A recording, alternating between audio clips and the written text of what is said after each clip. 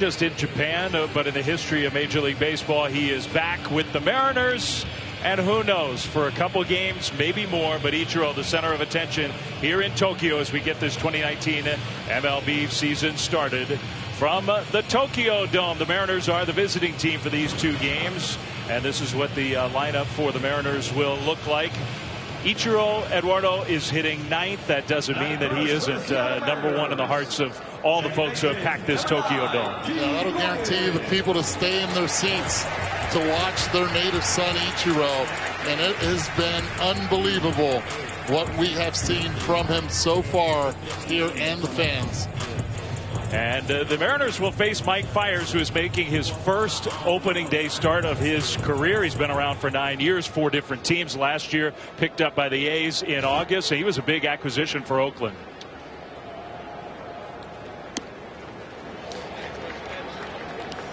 And we get started with D. Gordon leading off for the Mariners. Mike Fiers with the home plate umpire Jeff Nelson. Our 2019 Major League season is underway from Tokyo.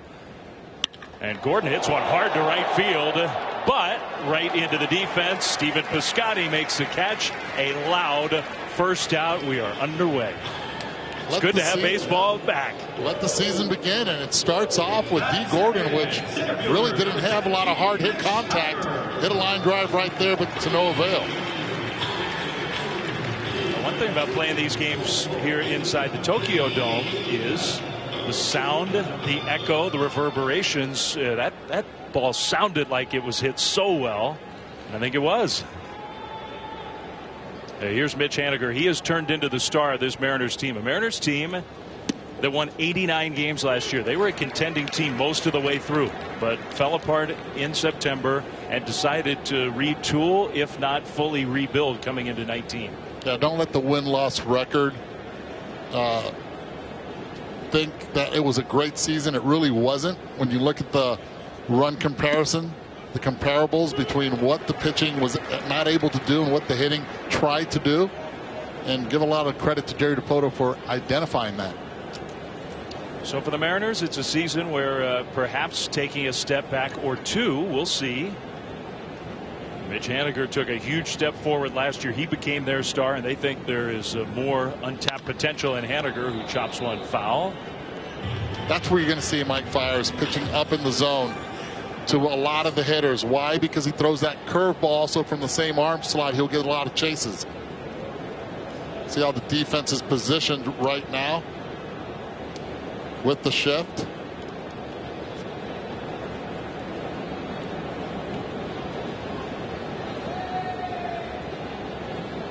Haniger waiting from Fiers. That one skied way up there. Olsen looking up into the dome roof in Tokyo, makes a catch in fair territory. 2 down. The manager of the A's, the American League Manager of the Year, Bob Melvin, did a terrific job and has done a terrific job. His first big league managing job came with the Mariners, so he has experience in both dugouts.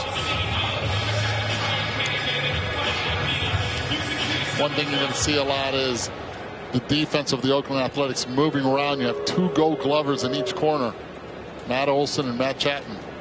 They have moved around once again, and a line shot, diving attempt at second with that shift on. And Jurickson Profar could not quite come up with it. That will be our first hit of this 2019 season. It's Jay Bruce wearing the Mariners uniform after the Mets dealt him as a part of that big offseason, one of the biggest trades of the offseason in the major leagues. Jay Bruce gets a hold of this one. Top spins at Jurickson Profar. Looks like he didn't get a good jump on it. And I said Profar. That was Simeon, the shortstop, who had moved all the way over. Now that is an unusual kind of shift. But Simeon was a guy who essentially took the second base spot. Here is the new designated hitter, one of the many new faces for the Mariners, Edwin Encarnacion. We have to get used to also not having Brett Lowry at second base, as he's now with the Mets, most likely starting the season in the disabled list. The dots represent normal positioning, straight up. Modified shift right there for the Athletics. That one in the dirt. Nick Hundley, new catcher for Oakland. Nothing he could do about that. That'll be a wild pitch that will move Bruce into scoring position. So the Mariners have a chance to get on the board first. You mentioned Jed Lowry no longer with the A's. The catcher position also going to look a little bit different. Jonathan Lucroy no longer with Oakland. So Hundley, at least for now, is going to get a big chunk of the playing time behind the plate. And Edwin Encarnacion, all the moves the Mariners made. Ultimately, Cleveland sent him to Seattle and got Carlos Santana back, a longtime Indians player. Carlos Santana, who had gone from Philadelphia to Seattle, wasn't there long. So runner in scoring position, and that's a strike to Encarnacion. Encarnacion, which does not like the cold weather the last couple of years in Cleveland, has started off terribly. Look for him to have a better start to this campaign. Weather a little bit more controlled in the great Northwest, and starting here in the Dome, he should do some damage in this ballpark. Now this Dome should play as a pretty good hitter's park. A big cut by Encarnacion. It's 2-2. As we go along here these two nights inside the Dome, the home of the Yomiuri Giants, the historically premier team, the biggest draw in NPB, the professional league in Japan. We'll talk about some of the quirks of this Dome with the roof up above. A turf that is brand new and is playing very different in the exhibition games the last few days. 2-2. Encarnacion goes down swinging. So Mike fires a scoreless top of the first. Ichiro takes the field. A's coming up when we come back.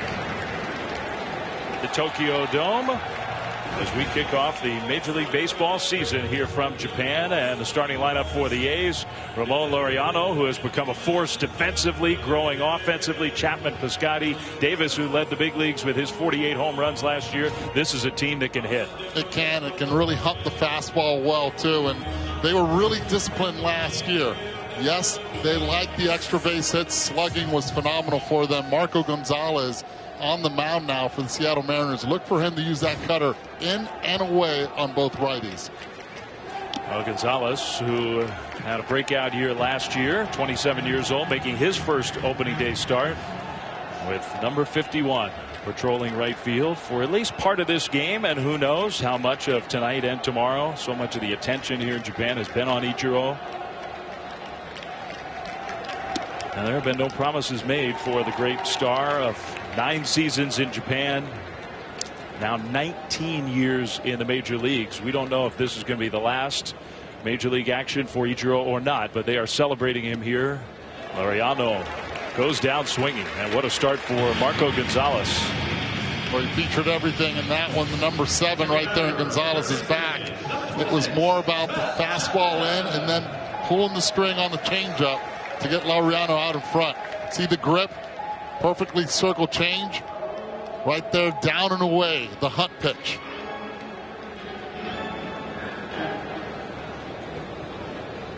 Ichiro likes what he sees so far from his 27-year-old lefty.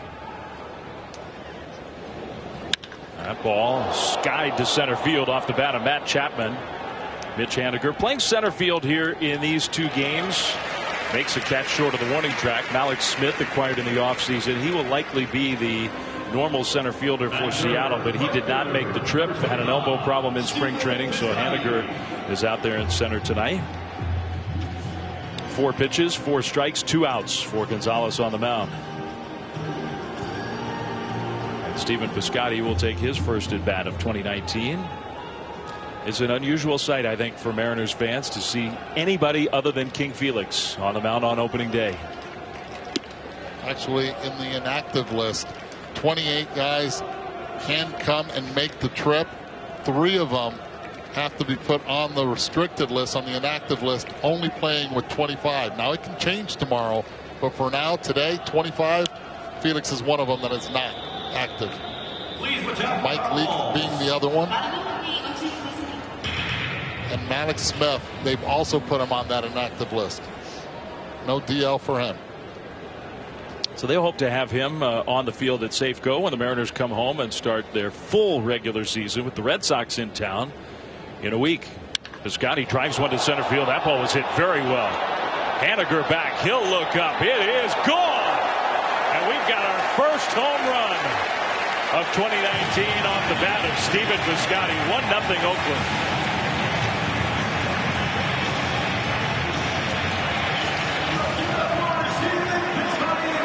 Well, 2 outs, 4 quick pitches. Stephen Piscotty not missing on this fastball down.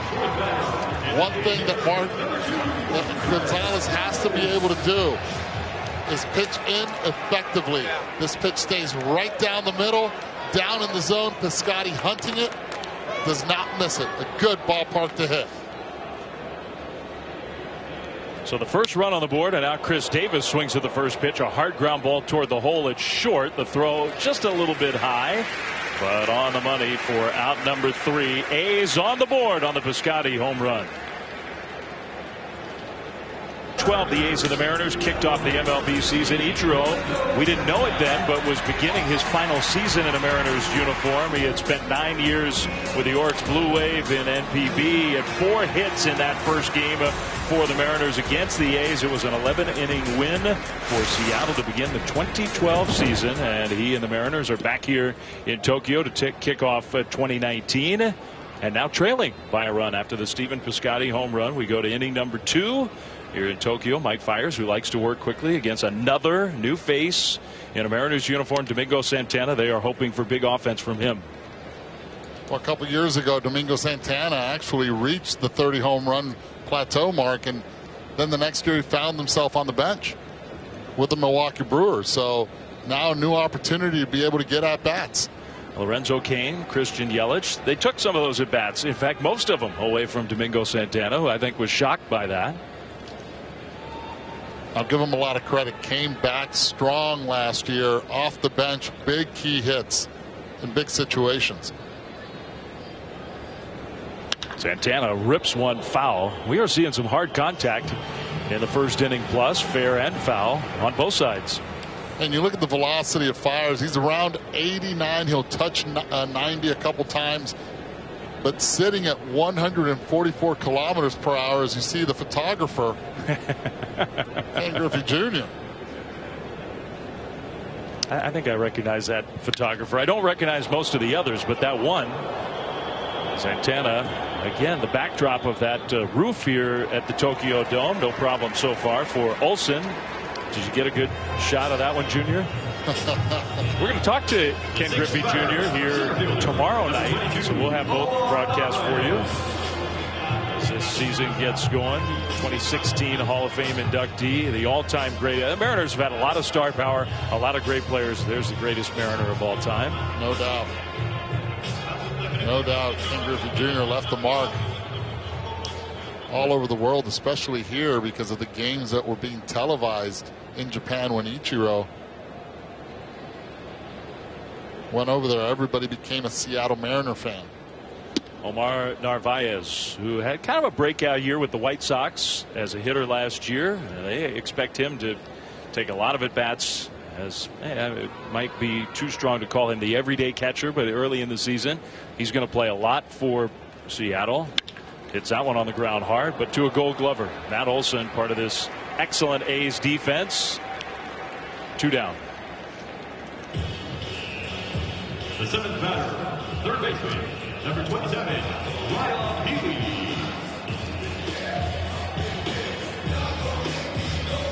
See the gold on the Rawlings glove for Matt Olson.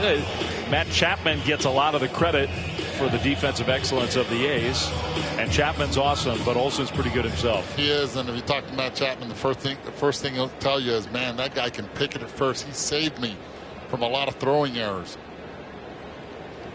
So 2 down. Ryan Healy, a former A, who is now playing third base. Kyle Seager is not here and not in the opening day lineup for the first time in a long time for the Mariners. No King Felix, no Kyle Seager. He's going to be out a while. But Ichiro's back. Things are a little upside down in Seattle at the start of this season. Healy playing third base, not his natural position. Bounces that one toward third. A foul ball. Give a lot of credit to Mike Fiers coming into this atmosphere, throwing that curveball over for a strike. You get the curveball over, now you get guys hunting, get him off balance a little bit. He has to be able to stay away from the middle of the plate. If he's able to do that and get guys to chase that high fastball, it'll work. That curveball is going to be the key to his success. 0-2 to Healy, and he chops that one to short. Nice hop for Simeon, who throws him out, and that is a 10-pitch 1-2-3 inning. Back to the field for the Mariners, who trail 1-0 in Tokyo. The many fascinating neighborhoods, beautiful places to visit here in Tokyo, including the Tokyo Dome, where the Mariners and the A's are beginning this Major League season. A little flare and a bloop hit for Chad Pinder to lead off the bottom of the second, with Oakland leading by the score of 1-0 on the Piscotty home run. It gives Ichiro a chance to field the ball in play. This is the way to start a season.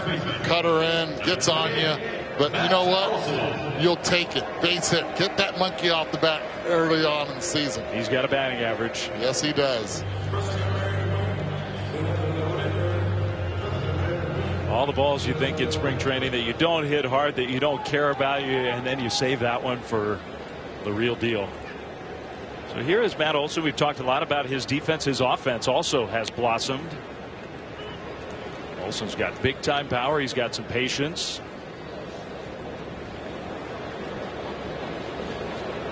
And the Mariners are moving the defense all around. You can hear some of the oohs and ahs in Tokyo as Ryan Healy, the third baseman, went all the way over, almost back to his old spot of first, and the ball goes right to him, and then he throws it low. And there's nobody at third. Pinder's going to make it to third with no problem. Olson will go to second. You see the good and the bad of the defensive shift. A guy is in perfect position, but it's not his natural comfortable position, and the throw is not a good one. Yeah, and the thing is, I would actually argue that it's not his comfortable position. This is where he actually plays first base. Yes, he's been practicing at third, but he does not move his feet accordingly, right? And you can see right there, guided that throw. That's not what you want.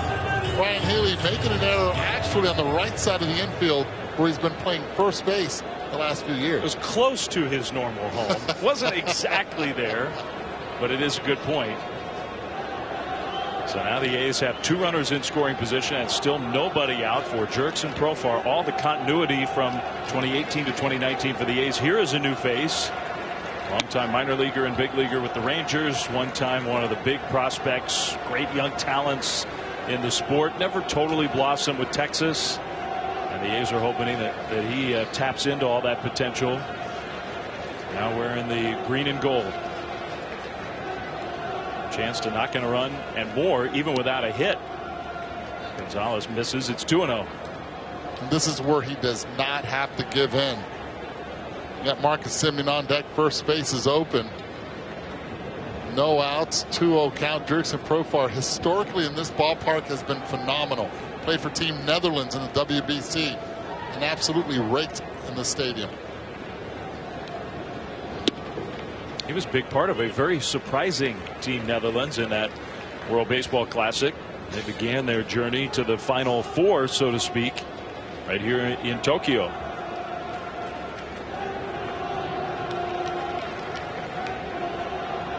Two and one from the lefty, Marco Gonzalez. First opening day start for him in his young career.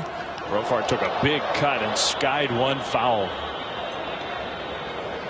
Marco Gonzalez executing well, down and away, too close. But at the same time, that's a pitch that Jerson Profar chased a little bit out of the zone. Trying to stay down, trying to get that ground ball, limiting the runners from advancing infield back. So a chance for the A's to add on here, already on the board with the Piscotty home run in the first. That one popped up, and that's not going to do it. Narvaez behind home plate, a big first out. Well, tomorrow we will have the second game. We mentioned it of this Japan opening series. Mariners and the A's from the Tokyo Dome. You can get up early if you're back east, stay up late if you're on the West Coast. 5:30 a.m. Eastern, 2:30 a.m. Pacific time, right here on ESPN and the ESPN app. Tomorrow, the time can be hard to figure when you're here and we're ahead and you have to jump behind to go back home, but it's early. We're glad you're with us, and we're going to be here tomorrow for game 2 of this opening series in Tokyo. There is a strike. Narvaez got hit by that pitch. Looks like he got crossed up right there early in the season, already getting crossed up. Pitch was right down the middle. Narvaez expecting a breaking ball. I think he got a part of his bare hand, didn't it? You saw the look of concern on the face of the manager, Scott Service. No more Mike Zunino with the Mariners, and they are counting on Narvaez.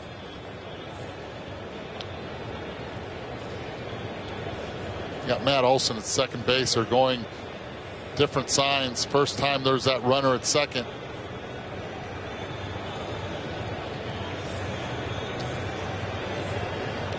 Not a good feeling if you're a catcher. No. It looks like he is going to stay in the game. Oh, hit him right in the thumb, the right thumb. Just a pure reflex when he was crossed up and that pitch was coming somewhere where he didn't expect it.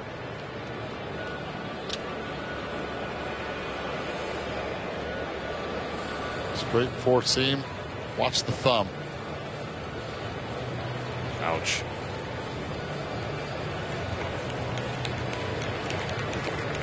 And so it begins for a catcher. Game 1. It's part of the job, but it does not make it any easier.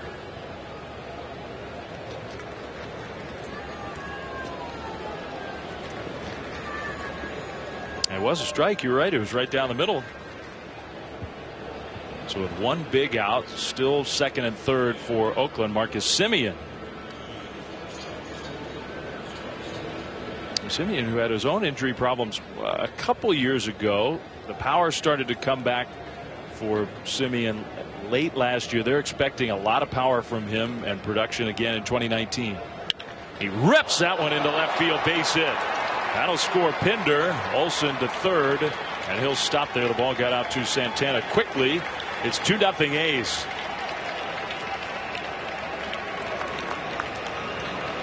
Gonzalez just getting too much of the middle. That first pitch right down the middle, Semien took. Looked like he was expecting off speed. Well, this time around, he gets it.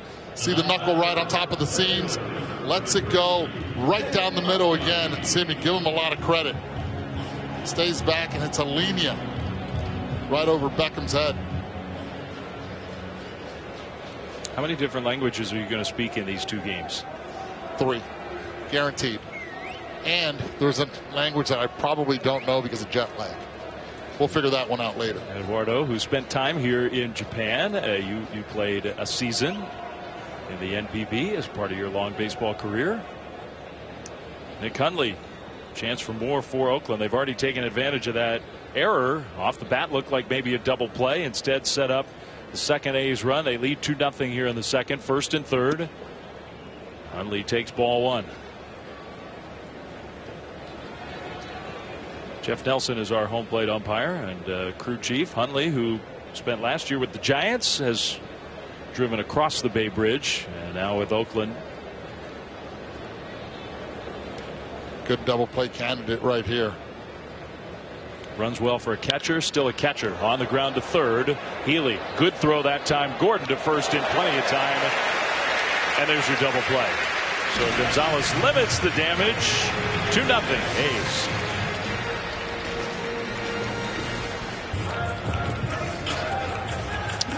Well, the great Ichiro Suzuki, who of course began his professional career many years ago playing for the Oryx Blue Wave. He was a 3-time Pacific League MVP and All-Star 7 times. One of the great players in the history of Japan. Then came to Seattle, where he had a tremendous debut. Was not just the Rookie of the Year, was the MVP in the American League. That special 2001 season for the Mariners. His Mariners career, his MLB career, more than 3,000 hits, all the accolades. And now he is back in a Seattle uniform, and he is on deck, waiting to hit here in the top of the third, a moment that everybody in this country has been waiting for. First, Tim Beckham. No offense, Tim. But you are not what Tokyo has been waiting for. Tim Beckham, who's got some pop. The 12 home runs. Opening day shortstop for the Mariners. On the ground toward the hole, and a diving stop by Simeon from his knees a little bit late. Great effort. But it's a hit in front of number 51. Are they cheering for the hit or for the man coming up?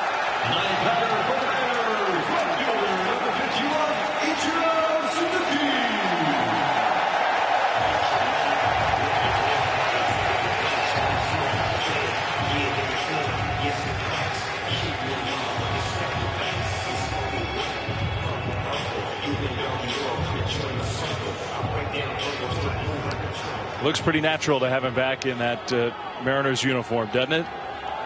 Really does. 45 years old. And the flashes popping all over Tokyo Dome. Mike Fiers. That one gets away.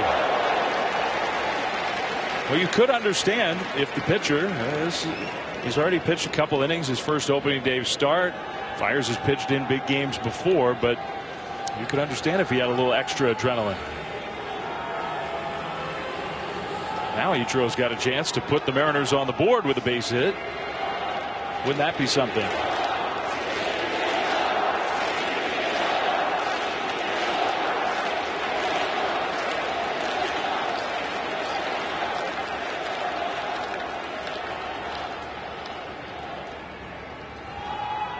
And then it gets quiet. Hit that one pretty well, at least pretty high up against the relief of the dome roof. Profar makes a catch. He's going to get cheered for that. Well, he tried to pull the baseball, get him over on that aspect. Just got under it. That's what Mike Fiers does. He lives off the pop-ups, the fly balls. Upper part of the zone, the velocity might be just 89 miles per hour, but the perceived velocity completely different to a hitter. Chase, it gets a little too deep on him, and right there you see the frustration of Ichiro. I think you do make a good point. It was a perfect spot for a 45-year-old who, frankly, has not had a great spring, hasn't looked like he's got all that much life left in his bat. He was trying to make the fundamental play and advance the runner, and I think he would have been very pleased if he just hit a ground ball to second to get Beckham over. You know what? You know it's crazy in today's game in Major League Baseball. You don't see the bunt a lot, but in Japanese baseball you do. He would have bunted him over right there. I guarantee you, everyone in this stadium would have stood up and given him a standing ovation. He did not come back to bunt, apparently. Gordon on one hop, and it gets right by Profar into right field. Here comes Beckham, the throw, a good one, but it gets away from Hundley. And the Mariners have their first run of the year knocked in by D. Gordon. 2-1 A's. And here comes this stadium into play. Talked to a lot of the players from both teams, and they talked about the infield of the stadium, of the ball staying lower than it usually does. And right here again, D. Gordon gets on top of it. Profar comes up, assuming the ball was going to come up, and the ball stays down. This grass is new. It's higher. It's different than the grass in the U.S. And remember, this is the only field right now that will be played that is all grass infield. And of course, it is artificial, but the artificial grass, so to speak, the same species of artificial turf that you find at Tropicana Field in St. Pete, but it's longer. It's longer. This one's 2.5 inches in length, and it has 2 inches of rubber that was put above it. Where in St. Pete, it has 1 inch actually of rubber on it, and it's in length. It's just 1.5 inches. A great spot here for the Mariners. A run on the board, speed at first. Fiers, who can be vulnerable to the running game. We'll see if D. Gordon decides to go at some point. You have the Mariners' best hitter at the plate, and the A's pitch out. Gordon was going nowhere. That gives Haniger the advantage. Jumps ahead 1-0.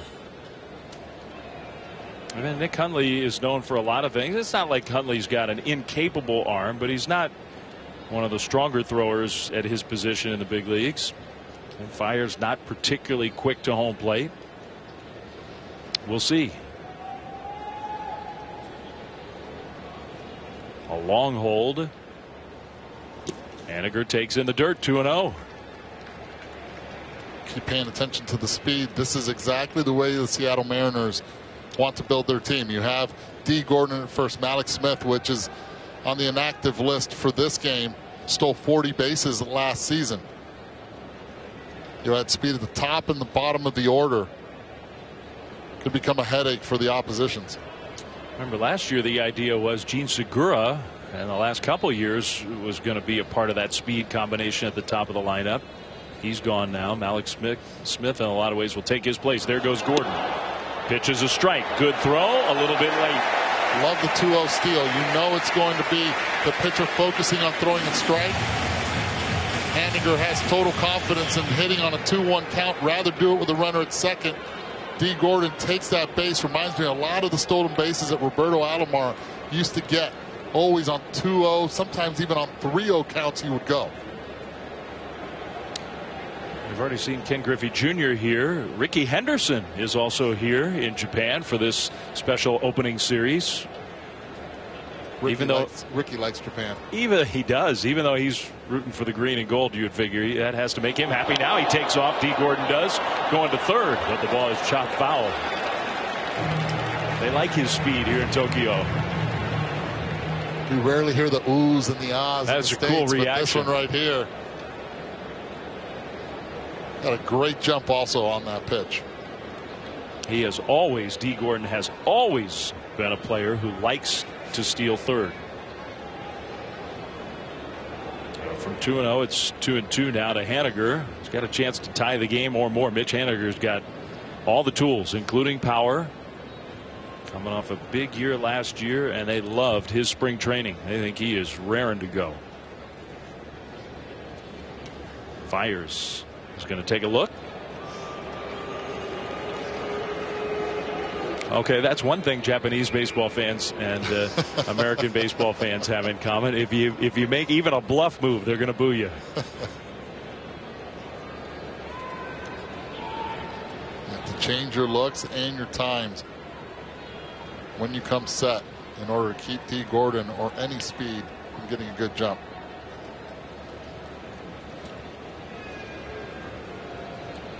Two-two. Haniger strikes out swinging. That's a big second out for Fires and the A's. Of course, we're opening the year here in Japan. Next Thursday, opening day for everybody else. The other 28 teams. We'll have 3 games for you on Thursday on ESPN and ESPN Deportes. Start at 1 p.m. in the Bronx. The Orioles and the Yankees with their championship aspirations. Diamondbacks, Dodgers from L.A. And then we'll finish it off with the Red Sox in Seattle against these Mariners at Safeco, starting their World Series title defense. Here's Jay Bruce. He had the first hit of this game and Major League season, his first time up. I think Jay Bruce, he was not healthy last year with the Mets. Very disappointing performance overall. Mets fans were a little cranky about it, but he was not healthy. He's healthier now. I think he's got a chance to help this Seattle team.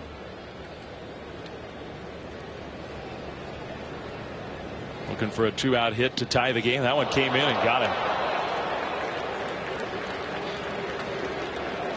So he won't have that opportunity. 2 on with 2 out. Jay Bruce, one of the rare guys that does not wear any protection in the elbow. This one gets him right above the elbow in the tricep area. No flinch needed. Fires has to be able to pitch inside to be successful. Needs it to use that changeup against left-handed hitters.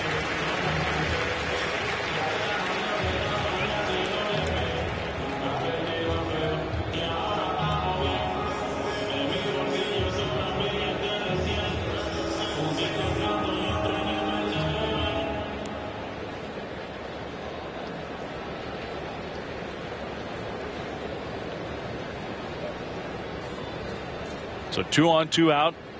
Mariners a hit away, perhaps with the speed of Gordon.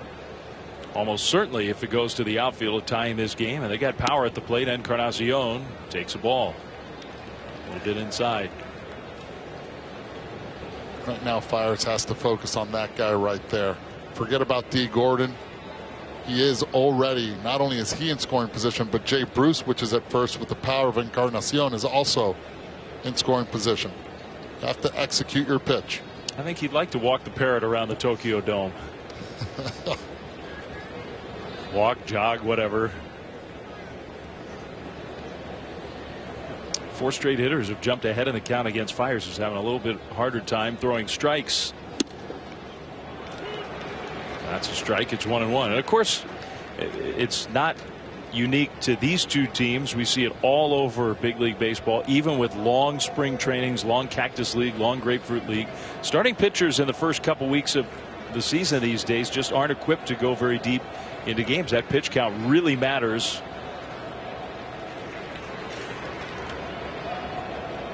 Encarnacion lays off the breaking ball.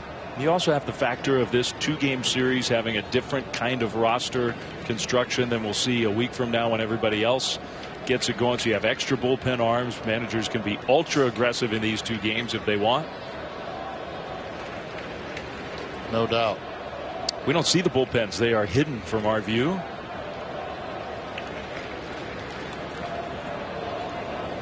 The super secret.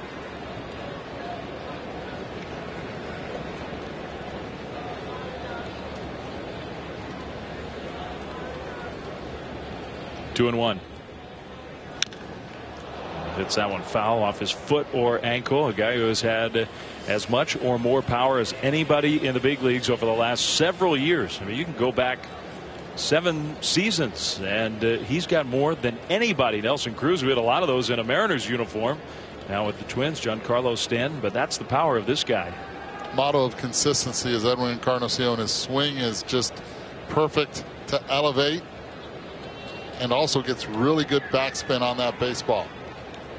That would probably surprise a lot of people if you asked even good baseball fans who has more home runs than anybody since 2012. It's this guy. This is where Fires now likes to get the hitters to chase his fastball up. He's already thrown that curveball down and away for the chase during this at bat. He's got the foul ball right down the middle. Now he elevates, giving a different look to see if that perceived velocity on the 89-mile-per-hour pitch works and gets the chase again to strike him out for the second time. Thinking man's game right now.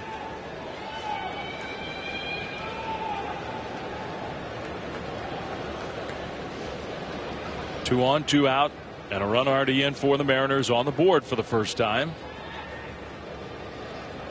Looking to do more. He laid off that pitch.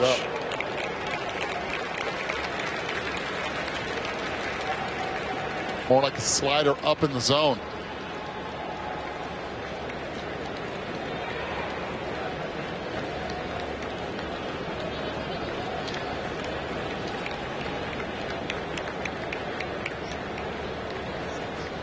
With 2 outs, the runners get the head start in the full count scenario. That gives Jay Bruce an advantage if Encarnacion hits one into the gap.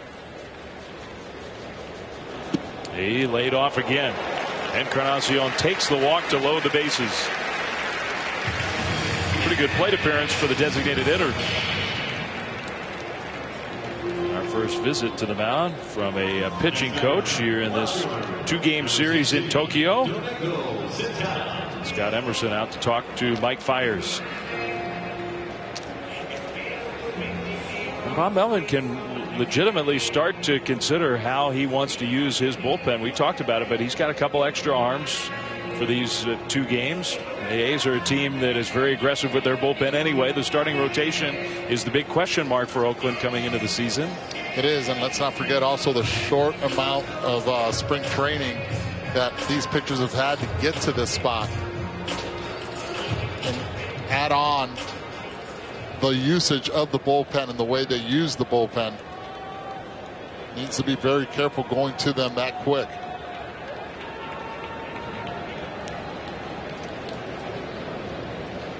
So bases loaded spot for Domingo Santana with his power. He takes strike 1 from Fiers. First pitch fastball and a good one.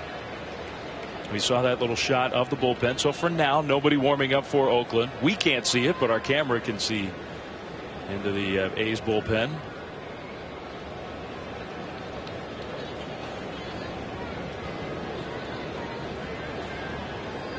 Right as I said that, Liam Hendriks is up. Santana drives one the opposite way. Hit pretty well. This one is gone. Wow.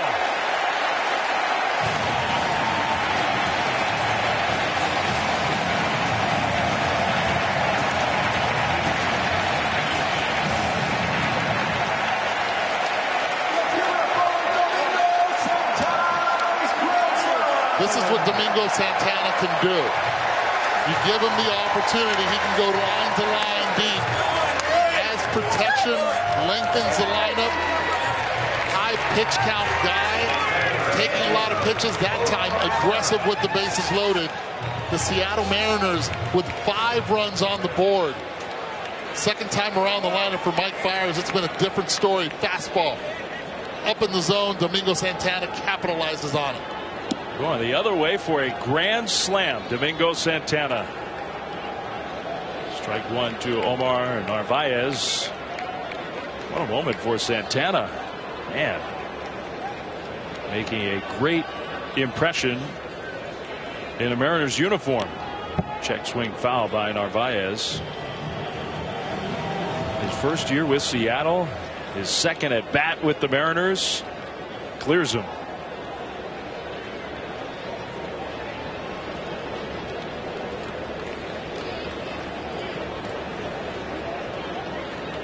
That got a great reaction from all the folks here at the Tokyo Dome. His first career grand slam. Go figure. Came a long way from home.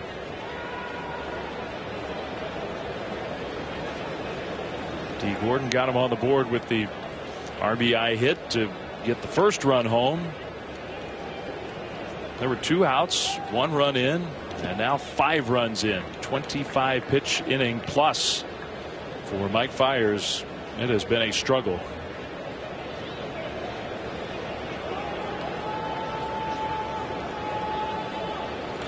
And look, it's one game. It's the earliest start to a major league season in history on March 20th. There's a long way to go. Pitchers aren't fully built up yet to go real deep in games. That is a check swing. But this is the question for Oakland. The starting pitching is by far the biggest question looming over a team that otherwise thinks it can contend for a World Series title. It can, and again, Fiers this time in this lineup around in this inning has had struggled to throw that curveball over for a strike. That's a foul ball. Still 3-2. Saw in the first 2 innings he was able to locate well, get ahead with it. This inning, guys are laying off it.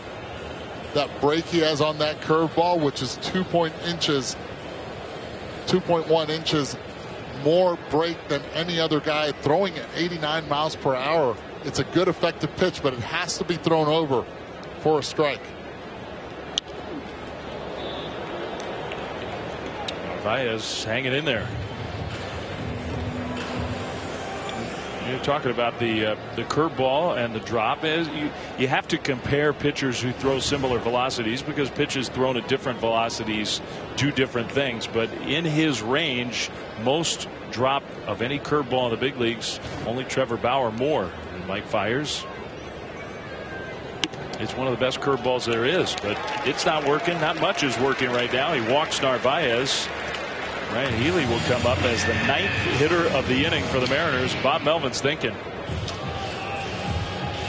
Liam Hendriks looks to be just about ready to go.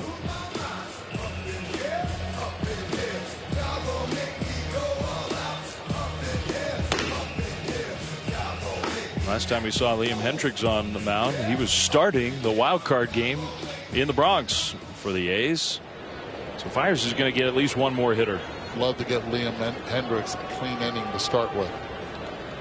Ryan Healy takes strike one. 5 runs across for the Mariners here in the top of the 3rd. A grand slam from Domingo Santana, one of the many new faces in Seattle.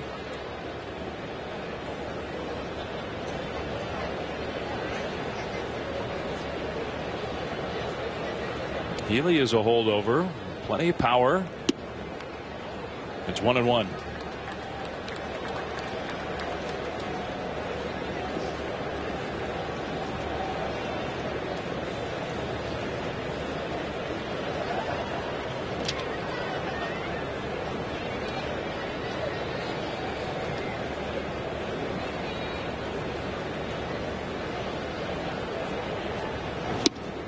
There's that breaking ball. Yeah, a little tighter maybe, but well thrown. 1-2.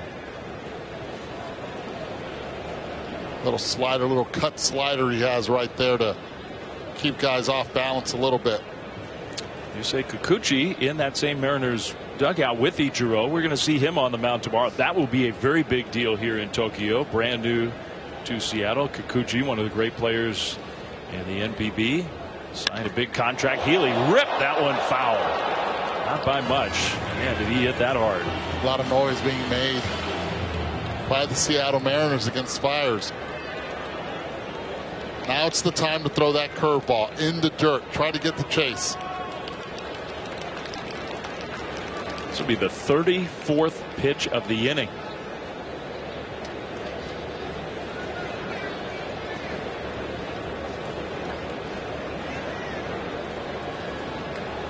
One and two.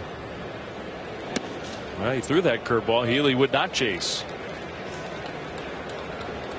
That is the idea against Ryan Healy. He's got one of the biggest discrepancies I can ever remember of a hitter who just destroys pitches in and flails away at pitches away.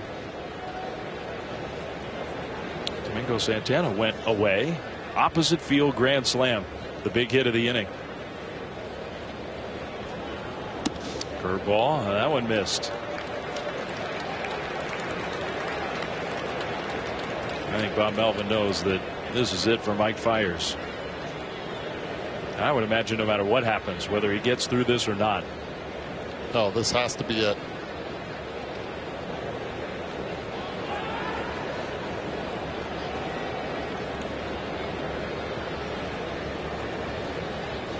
Here goes the runner. Healy chases up.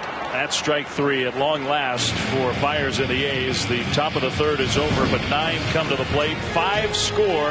And Domingo Santana playing his first game with Seattle. An opposite field for the Mariners here at the Tokyo Dome in Japan. It's 5-2, and the Mariners manager Scott Service nice enough to give us a couple moments. I guess you're glad to have Domingo Santana on your team, huh? Yeah, nice to see him get off to a good start. He's had a great spring training for us, and understanding what we got back in that trade from Milwaukee. He just had one of those years and get a chance to play much last year. We're excited to have him.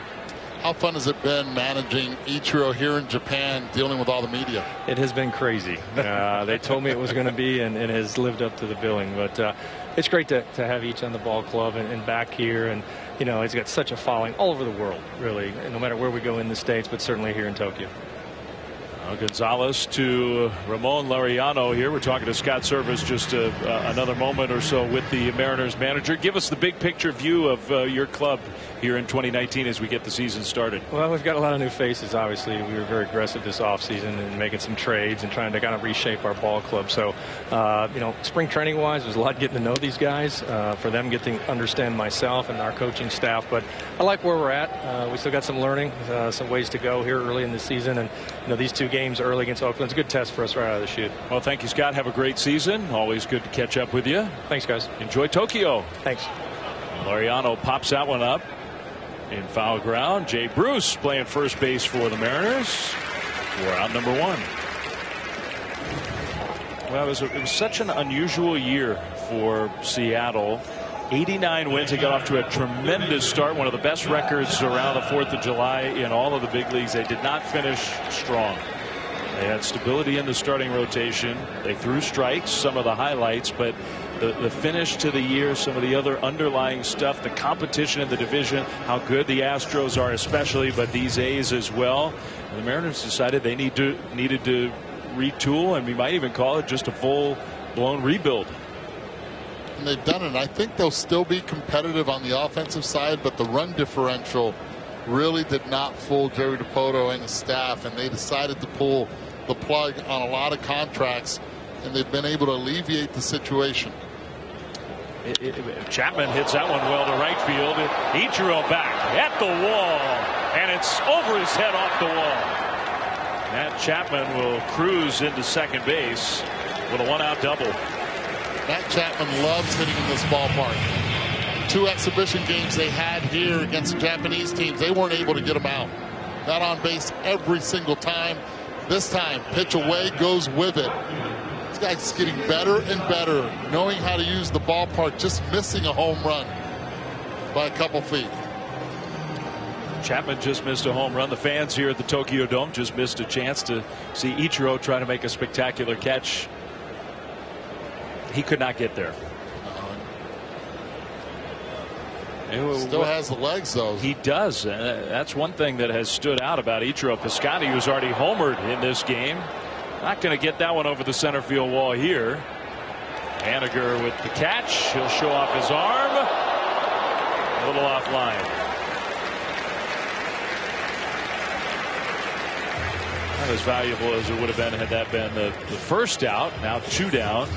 They still have a runner at third. Piscotty is 1 for 2.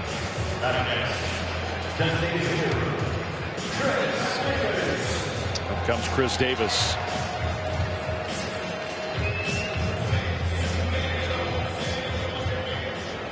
Right in the direction where Piscotty hit his home run over the center field wall back in the first inning. First home run of the major league season. First run of the year for the A's.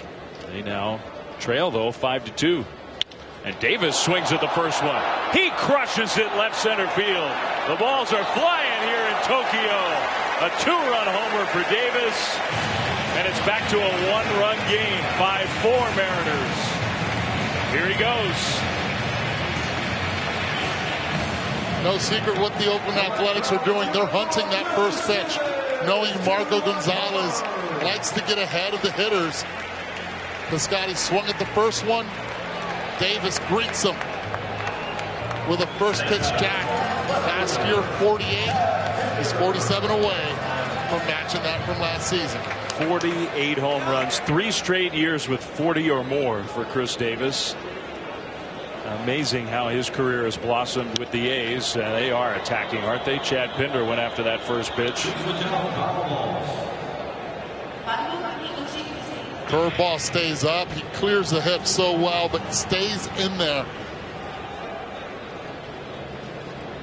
You can say, see how that front foot points away, clearing those hips. Bat head does not miss zone at all. That one shot toward left center. Santana could not catch it.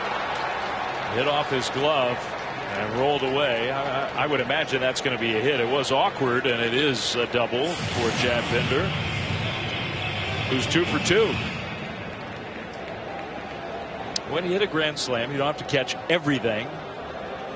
And you never know in a new ballpark, lights, roof, whether the unfamiliar environment maybe made that a tougher play than it would have been for Domingo Santana. It was loud contact nonetheless against Gonzalez. Well, there's 2 ring of lights here. The lights are low, but there's also lights higher by the rooftop.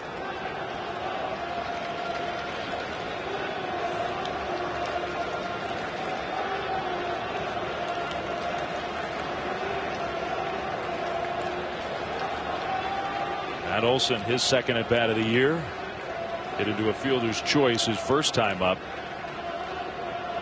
which was a big play in this game. That's a strike. Athletics showing their power already, upping that slugging percentage. Chapman with a double, the home run by Davis, and Pinder again with another double. Well, they hit the 3rd most home runs of any team in the big leagues last year, and they expect to hit a lot of them again in 2019. Just got a piece on the breaking ball. It's 1-2. Remember a couple of years ago where Adrian Beltre was too close to home plate and they asked him to move, and he didn't want, reluctantly to move a little bit. Was warned, finally did it. Check out the infield shift again on Olson. Well, watch where Jurickson Profar is on your camera when the pitch is on its way. Almost behind, getting a good angle of Gonzalez. He's in the shot. He's in the camera shot, Profar. Olson, a smash and a wrestling match with this unusual turf, but fielded cleanly. Davis with a 2-run homer. We're going to talk to his manager when we come back to Tokyo. will come up against a new pitcher, the manager of the A's, Bob Melvin. Nice enough to give us a couple minutes here, Bob. Well, you hit the third most home runs in the big leagues last year. You got 2 already this year. Picking up where you left off last season, huh? Yeah, I mean, we feel like we're never out of it. So, gotten a little bit of a hole there, and the guys came right back. Chris Davis does what he does, so, we're right back in the game. Bob, you managed Ichiro. You know him very well. You've watched the fan reaction to him. What's been the experience like watching him here in Japan? Yeah, you try not to get caught up with it. This is a regular season game, and it's all about winning and losing, but you can't help but understand what he's meant to not only baseball, certainly baseball in Japan, baseball in America. He's going to be a Hall of Famer in both, so pretty influential guy. Well, we'll let you enjoy Liam Hendriks on the mound. Thanks for giving us a few minutes, Bob. All right, guys. Bob Melvin, the manager of the year in the American League last year. Enjoy Ichiro's at bat. I don't know if he'll enjoy it, but he will watch Hendriks face the great Ichiro, who is due up second. Tim Beckham, the 8th place hitter, will lead off for the Mariners. This is back to a run game. We have seen power of all sorts. 3 home runs in the first 3 innings in Tokyo, including a grand slam from Domingo Santana. Mariners had a 5-2 lead. Now the A's with a 2-run homer from Chris Davis. Ball 1 to Beckham from Liam Hendriks, a new pitcher. Last we saw Liam, he was on the mound in the wild card game. He started against the Yankees in the Bronx in that American League wild card game last season. He was the opener, tried to get through part of the lineup, set it up so the Oakland Athletics could get something going early. It was funny, he did not have a great year overall. He had a great September, and he slotted into that role when the A's started to do it a little bit more frequently. What most people now are calling an opener, where a reliever, a traditional reliever, will start a game and pitch just an inning or maybe a couple innings. And we're seeing more and more of it around big league baseball. I'm sure we'll see more of it here in 2019. But Hendriks was the guy to do it for the A's, and he was good at it in September. Just did not work in that wild card game. That's ball 4. And here comes Ichiro.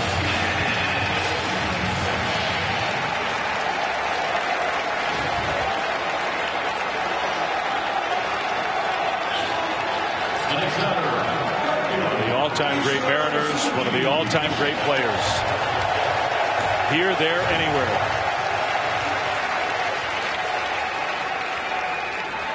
I think of Ichiro, I think of discipline. A man that every day goes out, stretches early. Well, let's see. Not showing any sign of a bunt. That one on the inside, but called a strike.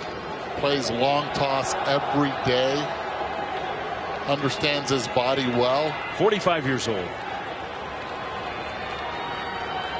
Still looks like he did when he first put on that Mariners uniform.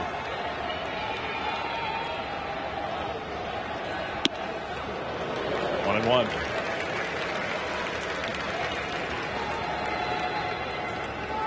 You ask people here, he is the most famous, the most popular, the most well-known person in this country.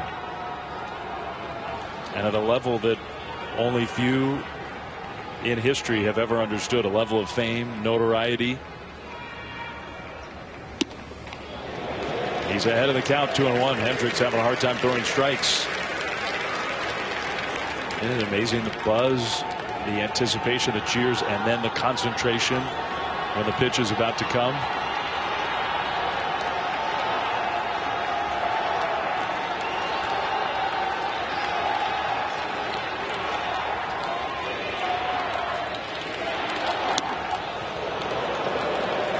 Three and one.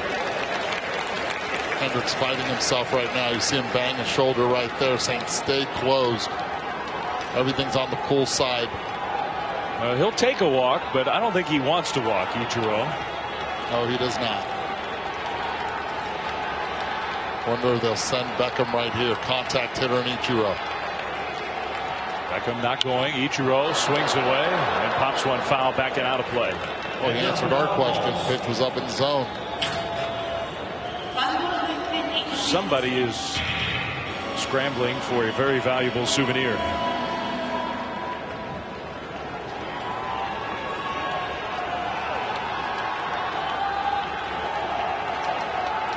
Full count, 3-2. Maybe now Beckham will take off. We'll see.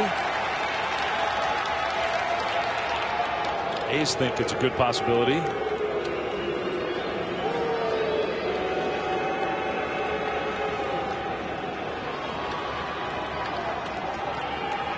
Everybody hoping to capture a special moment. Foul ball. Ouch.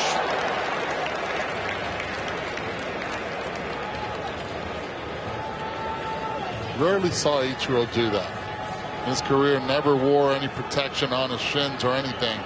Always stayed inside the ball, right there, went around that baseball. Have him hit his shin.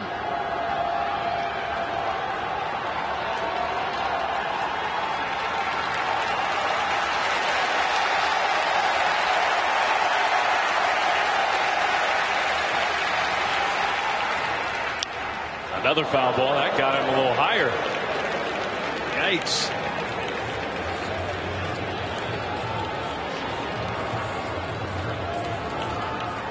There were 6 Mariners who were not born when he began his professional career. 6 on their opening day roster who were not born when he started for the Oryx Blue Wave a long time ago. More than 4,000 hits later. Can he get one here in Tokyo? Beckham runs this time, and he was on it.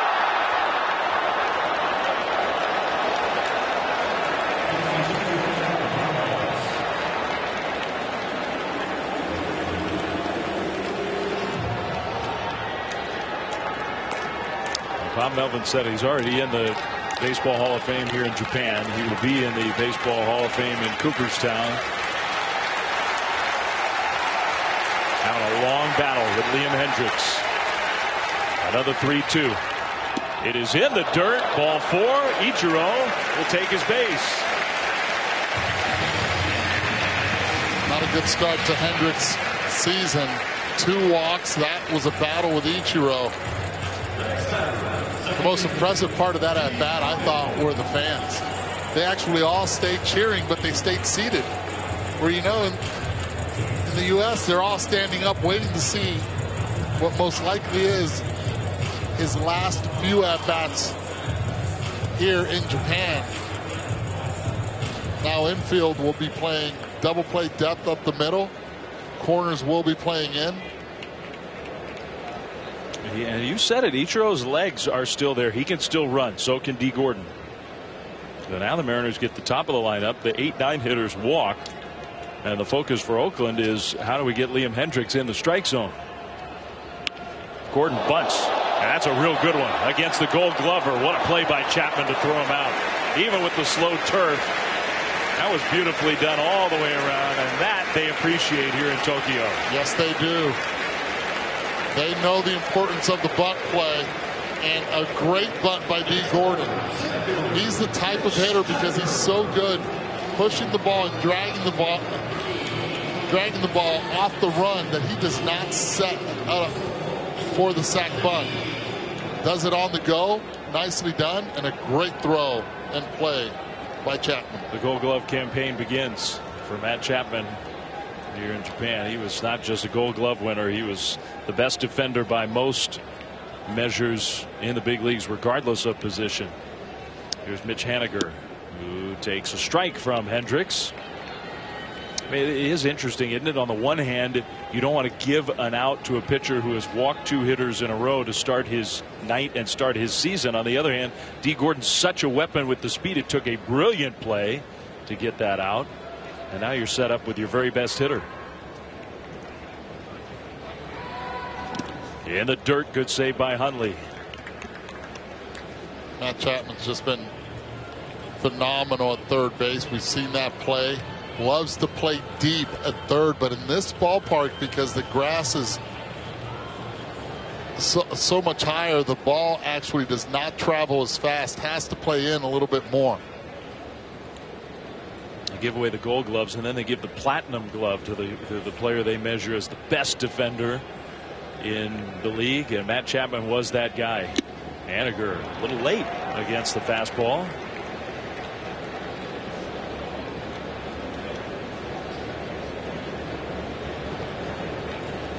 The execution of the play perfectly done by Chapman.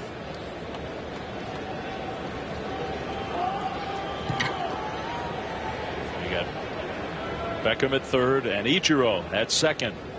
Mariners lead 5-4. We've had 3 home runs already in this game. 2 from the A's, a grand slam from Domingo Santana, making his Mariners debut. And now Haniger, who is 0 for 2.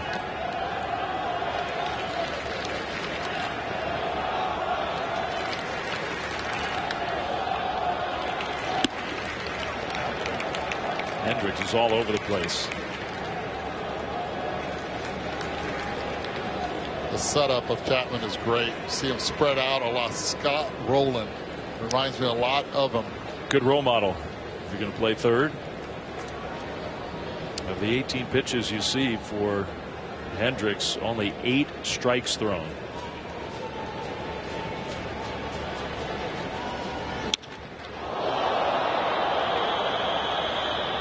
This is what you were talking about, Eduardo.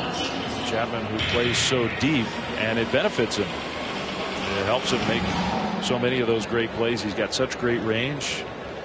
And he told you he just has so much confidence in his arm. And you can see the only guy who plays deeper by average is Manny Machado, who might be the only infielder in the big leagues who has a stronger arm, or as strong of an arm as Matt Chapman.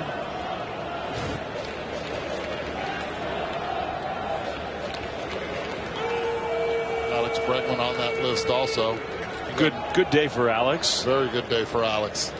Day, night, whenever it actually happened. Hard for us to tell. Here in Tokyo.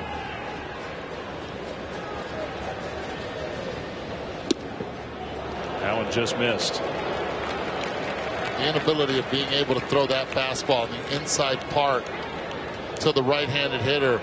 See Haniger taking that pitch comfortably, even with 2 strikes. Now 3-2. Does he give in with Haniger with the fastball, or does he go to the slider with the first base open? Only 1 out. Haniger to right center field. Now Laureano's got the great arm. Piscotty's got a good arm too. Beckham's got pretty good speed. Here comes the throw, and it's not in time. Ichiro stayed at second. He's already in scoring position. The Mariners add on to their lead. It's 6-4. Haniger gets his first run batted in.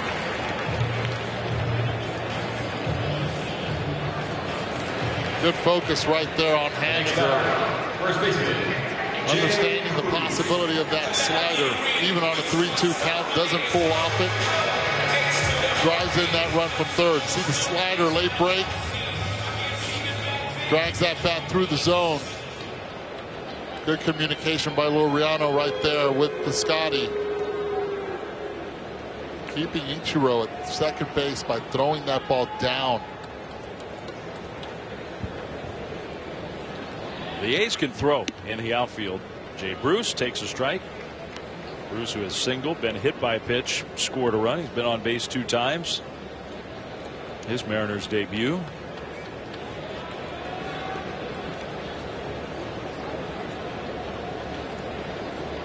Ichiro, who walked to help build this rally. He's in scoring position. Big cut.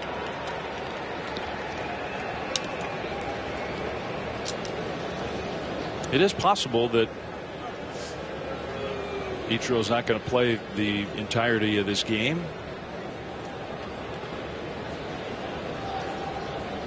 He's had 2 trips to the plate so far, a pop out and a walk.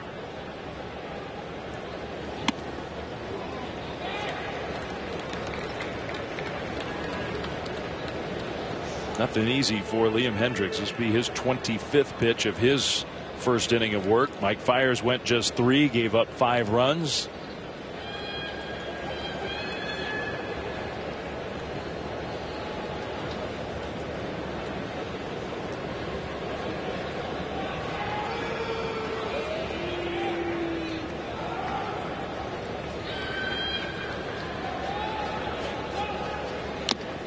Got him. With a foul tip, Hundley hangs on. Mariners add a run. Ichiro comes off the field. Mariners lead by 2.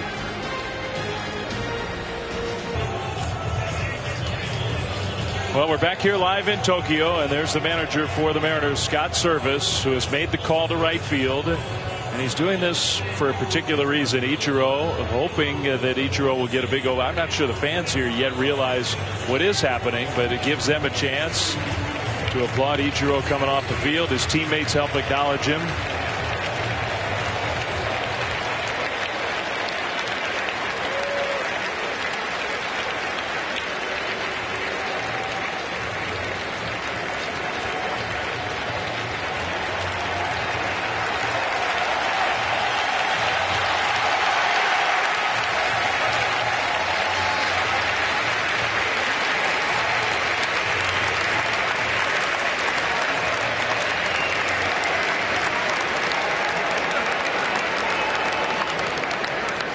Well, it's not the last time that he will come off a big league field, because he is going to play tomorrow. But for this audience, there'll be a lot of different fans here at the Tokyo Dome tomorrow night. Scott Service wanted to find a way to give those fans an acknowledgement of the all-time great. So he is now out of the game. He drew a walk. Ichiro did, was 0 for 1. Had some good cuts. Yes, he did, but guarantee you ask him, you wish he would have gotten one of those in fair territory.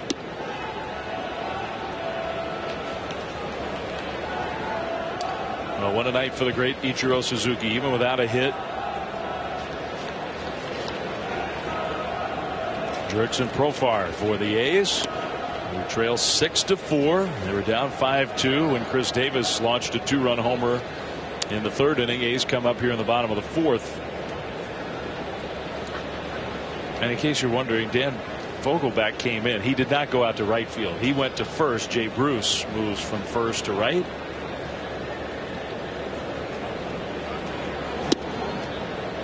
That's a good changeup right there by Marco Gonzalez.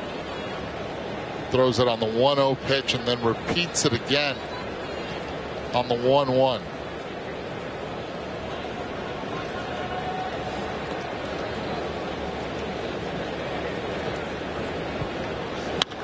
Profar, that's a fair ball, just inside the line and down the line, up against the sidewall. Profar can run. He's going to settle for a leadoff double. Here comes that A's offense again. Well, 3 changeups in a row to Jurickson Profar as Ichiro watches.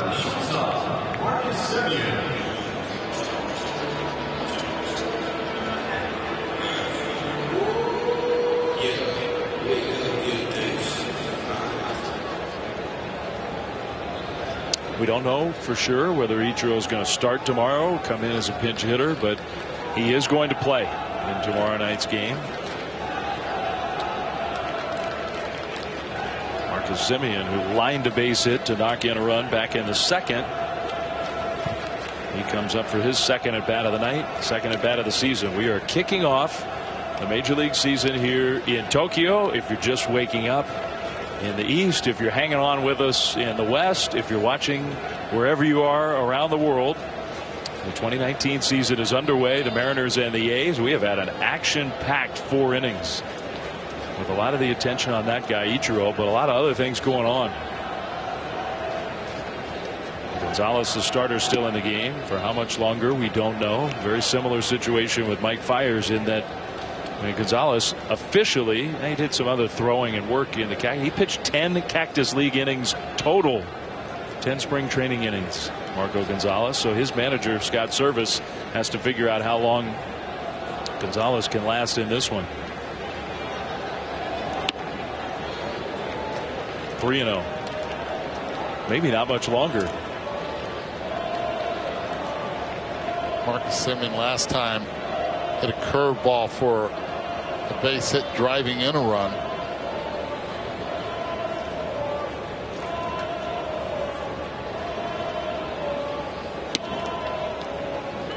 Looked like he was taken all the way. 3-1. Simeon, who was born in the Bay Area, grew up in the Bay Area. He's the dean of the A's. He's been around for 6 years.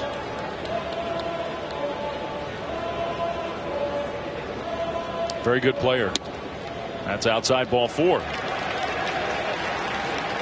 Leadoff double. Now the walk, 2 on, no outs with Nick Hundley coming up. Major League Baseball always live with MLB at Bat. Follow your favorite team's action with game tracking and video highlights, along with up to the moment stats, standings, and more. Get the #1 app for live baseball. Download MLB at Bat today. Gotta have it. Get you ready for the season. We're underway.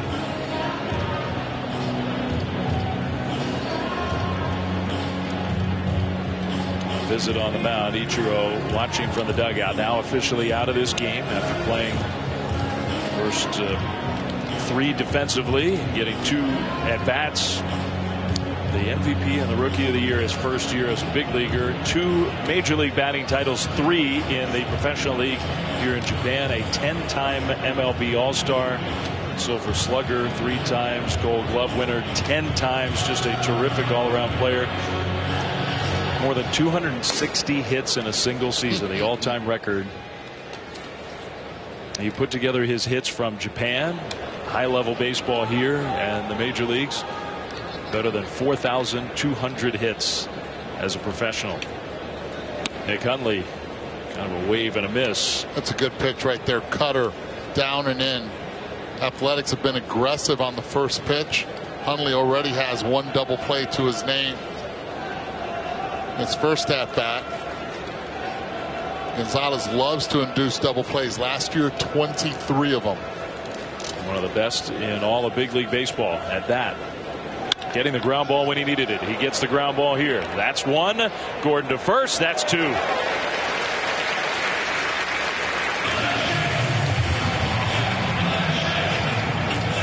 So 2 down, runner at third. Jerks and Profar still out there. That's what Marco Gonzalez does. That was, in a lot of ways, that was the key to his breakout last year. He throws strikes and gets ground balls. It was. You see that little cutter right there again. Not to try to induce a swing and miss, but to get that ball on the ground. The hitter sees it, gets on top of it. Good job by Healy at third. Still a chance here for the A's. Ramon Laureano 0 for 2. Struck out swinging and popped out. During spring training, Laureano, which last year when he came up, very good discipline at the plate, wouldn't chase. He's been a different hitter so far during the spring, chasing a lot of pitches. First 2 at bats, the pop up and the strikeout, was chasing out of the zone. There's another pitch on a 1-0 count that Laureano ends up chasing out of the zone.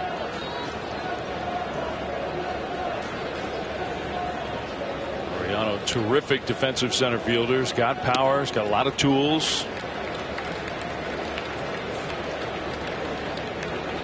An arm to resemble the arm of that man. Ichiro is one of the great throwing arms in the history of the game. At the peak of his powers. Made a great throw in an exhibition game just a couple nights ago that was headline news in Japan. A game that didn't count, but the throw was everywhere. That's strike 3 called. Marco Gonzalez, great job getting through the jam. 2 on, nobody out, but the A's do not score. We're through 4, and the Mariners lead 6-4. With power on both sides, the A's and the Mariners going back and forth. We've had 3 home runs. We've had a grand slam. We've had all the excitement of Ichiro. Through it all, just 4 innings of baseball. We are underway in 2019. Dave Fleming, Eduardo Perez, happy to have you with us. However early or late it is.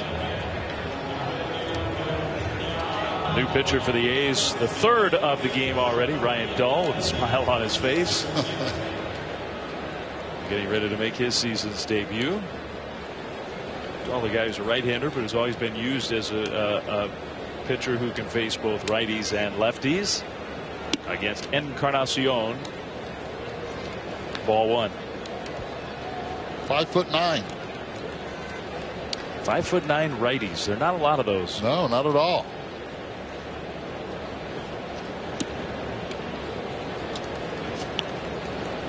Better have some late action to both sides of the plate, and that's why his success as both righties and lefties works really well. Not afraid to throw different pitches and different counts.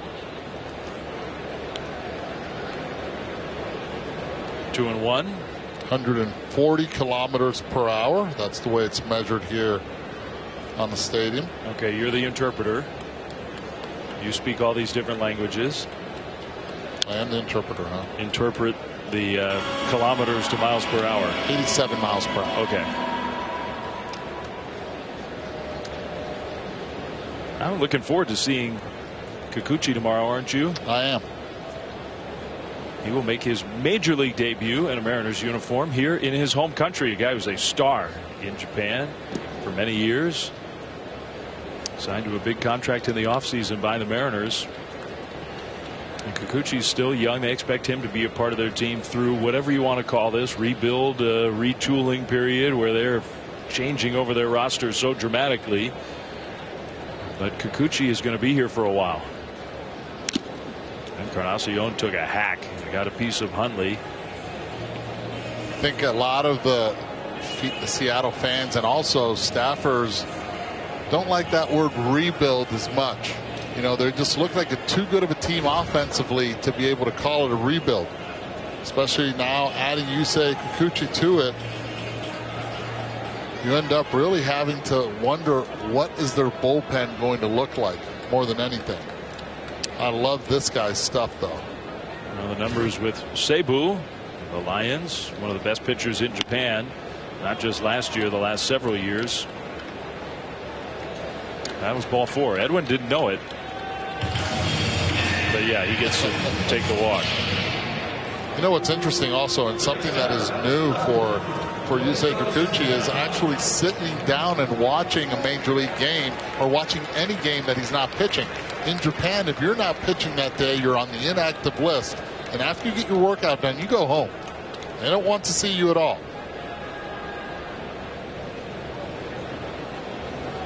Here's Domingo Santana, who has been one of the stars of this game. One of the many new faces, which is part of the reason why folks are calling it a rebuilding for the Mariners, because they just have so much turnover on their roster from the end of last year even to the beginning of this year.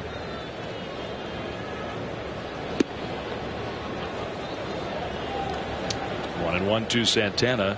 They traded away a lot of veterans, a lot of productive players. That was the swing that got 4 home for Seattle in the 3rd. His first Mariners home run, his first career grand slam.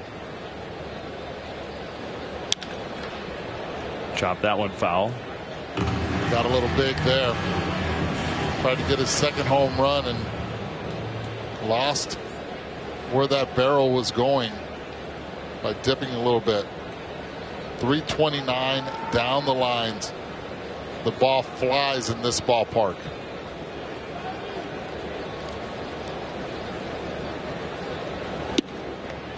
Got the corner there and got the call. Strike 3.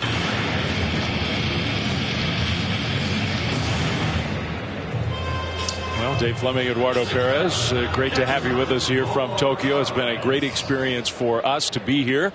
We're looking forward to tomorrow night as well. 2 games to kick off the Major League season, and this series for MLB is about baseball. These games count. These are real games. Absolutely. In the standings. They matter to these teams, but it's also about the game and what it means to these fans in Japan, who are some of the great baseball fans in the world. Oh, and it's nothing new for them here, especially seeing Major League Baseball. But they understand the quality of the game, as we saw Narvaez right there. Ended up another broken bat. The first base of the All-Star. You know, it's been fascinating, hasn't it been, just to watch this game play out in front of these fans. Packed house here in Tokyo. Their reaction to little plays, the fans' reaction to hard-hit foul balls, and especially their reaction to Ichiro. We'll never forget how these folks have treated one of the all-time greats here or anywhere. How about the food so far? And the food's been excellent. Great food. The sushi's been great, hasn't it? The Oshai? Oh. Delicious? Oishi. Oishi. Oh. Oishi. See, I'm still working on my Japanese. Oishi. Isn't Oshai somewhere in Southern Cal or something like that? Ojai. Yeah, close. Split the difference. Well, the players, every player that we have talked to have thoroughly enjoyed being here. I have not talked to one on either side who hasn't loved the experience. I give both Scott Service and the Mariners, Bob Melvin and the A's, not just the managers but the front office as well. They have not just given license, they have instructed their players, get out, see Tokyo, see Japan. Ryan Healy rips one to left. Pinder makes a dive and he really didn't come close. Encarnacion read that one all the way. He'll come in and score. Healy ends up at second base. And the Mariners add on 7-4 Seattle.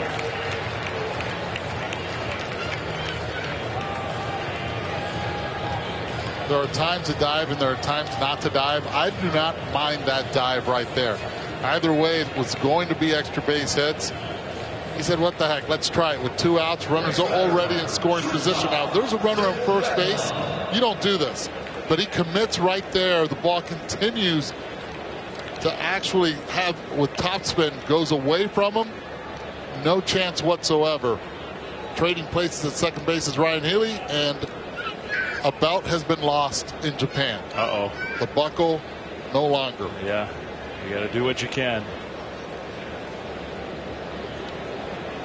Just tuck it in the pants.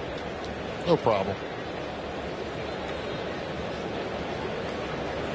How much extra equipment did they travel all this way? They do. They brought plenty. A lot lighter also. You don't have to worry so much because you're indoors. No heavy coats necessary. The weather's been spectacular all week long. Indoors, outdoors. Everybody has enjoyed their experience here in Tokyo. Maybe the pitchers who have pitched in this game aren't enjoying it quite as much now. Yeah. We have seen some powerful swings, plenty of offense, but still a long way to go. It's a hitter's ballpark. Players, I've run into so many players in the hotel on the streets, and they love it. Coming here and being able to experience something new. I think you said it right. Both managers encouraging their players to go see the town. Talked to Billy Beane in Arizona. He was looking forward to this. Change of scenery. You and I have seen Billy Beane very early in the morning. Yes, we have. Billy's kind of like us. He's having a hard time sleeping past 3:30 a.m. Let's hit the elliptical. You usually don't find the two of us in the fitness room at 4 a.m. Here in Tokyo, it's been great for our health. Monday night, no problem. That one is smashed. Wow. Tim Beckham can watch it fly. Another home run in Tokyo. My goodness.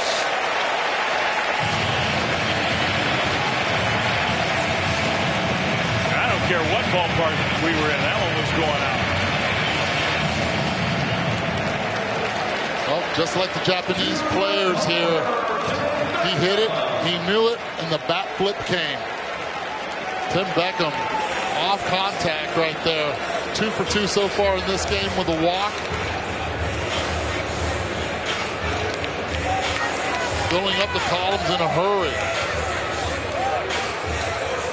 Ryan Dahl gives up 3 in 2/3 of an inning, including that long home run off the bat of Tim Beckham. And he will come out of the game. The A's pitching is getting roughed up here tonight in Tokyo. Still, though, a long way to go. 9-4 Seattle back after this.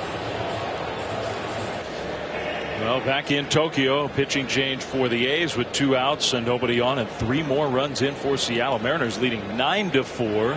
Dan Vogelback in the spot of Ichiro will have his first at bat of the night and of the season. Left-handed hitter against the lefty Ryan Buchter, and a check swing foul right away. Ouch. And that one got a piece of Vogelback. In fact, I said it was a foul ball. It hit him. Well, sounded like a foul ball. No, it didn't. It sounded all like muscle to me. I just didn't know if he swung the bat or not. And they did check at third base. Third base umpire. If you swing, it's a swing, period, whether it hits you or not. But that first pitch of the season for both the pitcher and the hitter.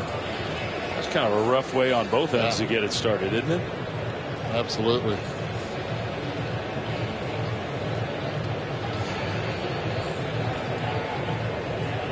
Seattle Mariners training room is going to be busy after the game. Narvaez, the catcher, got crossed up, took a pitch right off his thumb. Now Vogelback gets drilled. Jay Bruce got hit with no protection earlier in the game. You know, that word in Japanese is itai, pain.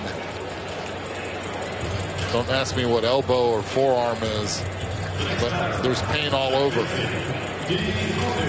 Four-seam fastball right on the elbow.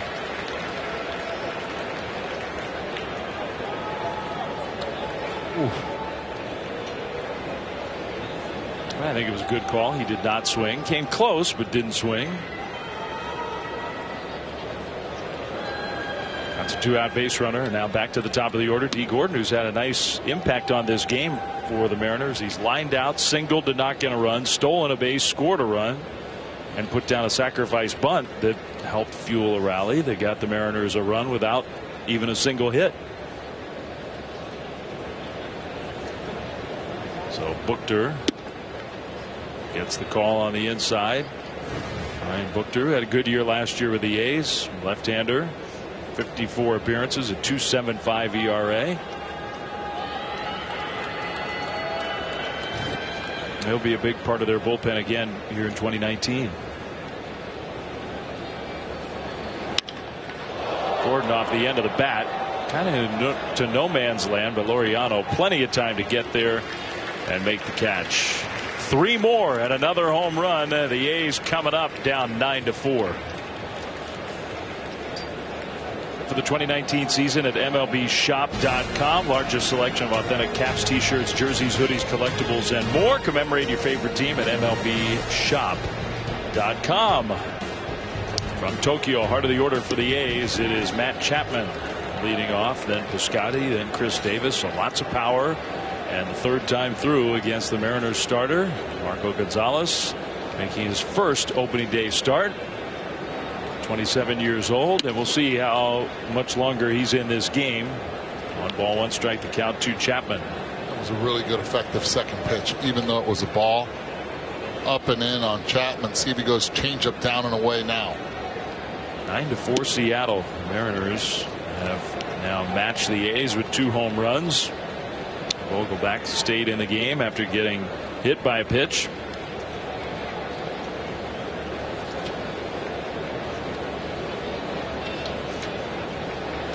Two-one, bounced on the ground to short. Beckham, who hit that most recent Mariners home run, throws out Chapman. In 3 different pitches, went with the fastball up and in, the changeup, and then the curveball. Stephen Piscotty, which hasn't wasted any time in his at-bats. Seen 2 pitches so far, 1 for a home run, the other one for a fly ball to center field. These are the 2 guys who have gone deep for Oakland in this game. Piscotty hit a solo home run in the first. Chris Davis, who you saw on deck, a 2-run homer in the third.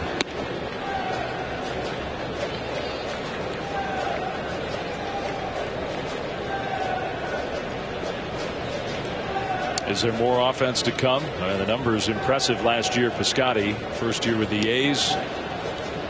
A lot of power, a lot of good performance for Oakland. Can he be even better? Absolutely. Absolutely can be better. Last year it was a trying season for him, an emotional season for him with the passing of his mother, having ALS, and then this off season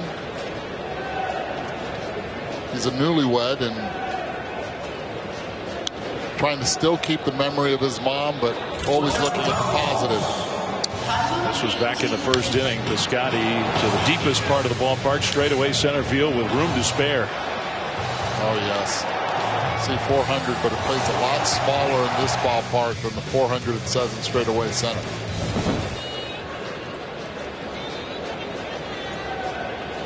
One-two.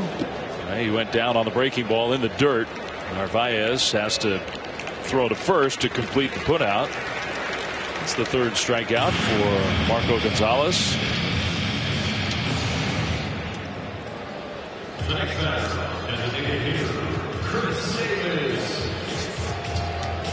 2 outs, nobody on for Chris Davis. This was Davis's last at bat in the 3rd. He launched one. Home run number 1 of many, I'm sure, to come. 48 home runs last year. He led Major League Baseball with those 48 home runs. He lines that one down the right field line, but foul. He's had 3 straight years of 40 or more. I just think in an era where batting average really is not weighed that heavily, this guy is he's been a consistent hitter when it comes to batting average. 247 the last 3 seasons. Pops that one to shallow center field, and Haniger's there to make the catch. A 10-pitch inning. Well, still a lot of home runs to go to catch the great Sadovaro. Oh, here in Tokyo, it's 9-4 Seattle.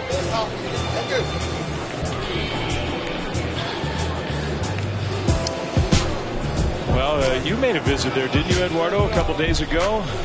One of the great food markets here in Tokyo. Did I ever? The fish market. that was yesterday. Oh, yesterday. Oh, yes. It all kind of runs together when you're a long way from home. Unbelievable. Tsukiji Market, famous around the world. A must visit if you come to Tokyo. Maybe you might say coming to a game here at the Tokyo Dome is a must if you're here during baseball season. New pitcher for the A's as we go to the 6th inning. Opening night in Major League Baseball 2019. From here in Tokyo, J.B. Wendelken. He's got a good arm. Very stingy last season. Last 11 innings that he pitched did not allow extra base hits. Kept the ball with soft contact, letting his defense do the work. It's pretty impressive. He missed 2017, had the Tommy John surgery in his elbow. Mitch Haniger to left center field. Who's going to take it? The captain of the outfield, Laureano, from center, out number 1. And if you're waking up, whether it's East Coast, West Coast, Ichiro had 2 at-bats, played basically 4 innings here tonight in Tokyo, alongside one of the other all-time greats in the history of the game, Ken Griffey Jr., who was taking pictures of Ichiro. Jr.'s acting as a photographer. It's one of his post-playing hobbies. We'll talk to Ken Griffey Jr. here in the booth tomorrow night. We've got 2 games here from Tokyo. Jay Bruce skies one toward the foul line, right center field, and just out of reach for Piscotty, just barely.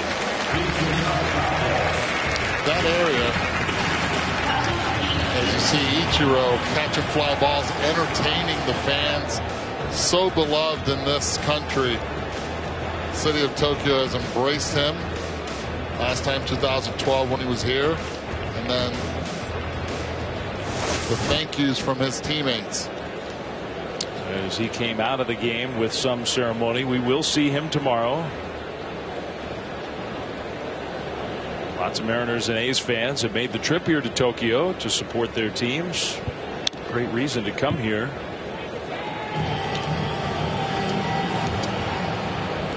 We don't know whether Ichiro's going to start. We think he might tomorrow night. And it'll be a different crowd and another chance for these fans in Japan to pay their respects. Well, I'm Scott Service. I do start him.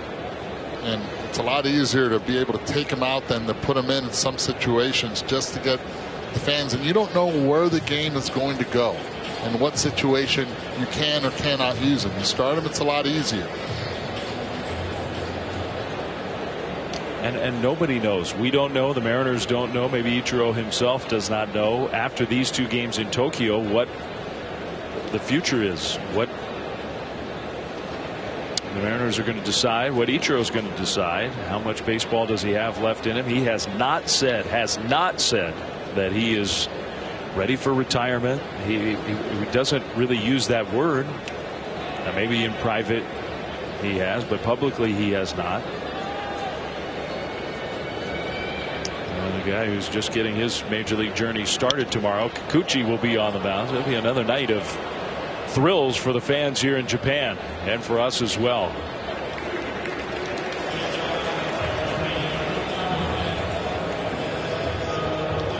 Two down. There have been many great players from Japan who have come to the major leagues. Ichiro is atop the leaderboard in a lot of the hitting categories. Matsui 175 home runs. Hideo Nomo, who was a pioneer in his own way, who was such a great pitcher for so many major league seasons. It had been a long time since anybody had come from Japan to MLB before Nomo, who in a lot of ways he took risks and was a trailblazer. There had been players many years prior to Hideo Nomo. You talk to the great major league players today, especially pitchers. Ichiro a role model, and many of them talk about Nomo. Yes, absolutely. And one thing that Nomo was able to do is open the door for the rest of the pitchers, especially right-handed pitchers, to come into the U.S. and leave their mark. And Ichiro has done it on the offensive standpoint, letting them believe that the NPL, the Nippon Professional Baseball League, there are capable players that can be good and effective players at this level. And Kikuchi, who we'll see start for the Mariners tomorrow night, just 27 years old, strike 3 call. A guy will tell his story tomorrow, but a fascinating story in his own right. Nice inning for Wendelken. A's down by 5. Global.edu. Bottom of the 6th, the A's with some work to do. Lots of offense here in Tokyo. It's 9-4. Despite all the power and the swings, Marco Gonzalez still in this game. Only 1 3-ball count. That's what he does. He pounds the strike zone. One of the best strikeout walk ratios of any pitcher in the major leagues last year. Pinder chops that one to third. Healy, not an experienced third baseman, looked like one there. Nice play. Oh, they enjoy it. Ichiro enjoys it from the dugout. Really nice play, and have to credit Perry Hill coming in from the Miami Marlins. Was let go and quickly picked up by the Seattle Mariners. One guy that really believes in him is D. Gordon. He's made a big difference right now in Ryan Healy, just adjusting to that position, especially with Seager now on the disabled list. Yeah, they've had to do it quickly because Kyle Seager got hurt just, what, a week ago? Roughly a week, maybe a little bit longer than that now, but late in spring training, relatively speaking. And Kyle Seager was, they're planning on him playing most every day at third. A play by Healy, though, it got a smile out of Ichiro and many others. Matt Olson takes a strike. Olson 0 for 2, his first 2 at bats of the season. Healy, who's shifted over, and I mean we've seen him play like a deep first base off the line with the shift. We're seeing him play more up the middle at second base. He's been at third. They're asking him to move around.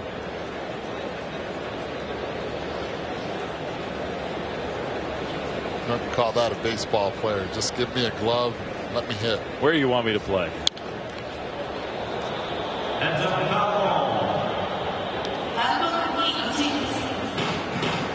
Have you noticed they give a warning when the foul ball is hit here in the Tokyo Dome? As it's on its way to the stands, the public address announcer comes on and says essentially, heads up, foul ball. Yes, it's different here. A lot of things might be too late for some by the time that message gets there. That one to center field. And Mitch Haniger, 2 down. They've done some changes actually in this ballpark. Used to be bigger, a lot more foul ball territory. They've added some seats down the line. But this guy right here, he is getting better as the game goes along. Now look at that pitch count number. He's retired 7 in a row. He has thrown just 66 pitches with 2 outs in the bottom of the 6th. That's how you last as a starter without having pitched a lot in spring training. Get the outs as fast as you can. First pitch strike. He has done that over and over again. He's able to pitch not only off the fastball, but he's able to be able to repeat the same delivery with the changeup and the curveball. 67 pitches, 49 strikes. Now make it 50 strikes in 68. Profar's behind on the count, 0-2. I mean, it's been impressive enough where, who knows, maybe he gets a chance to pitch in the 7th inning.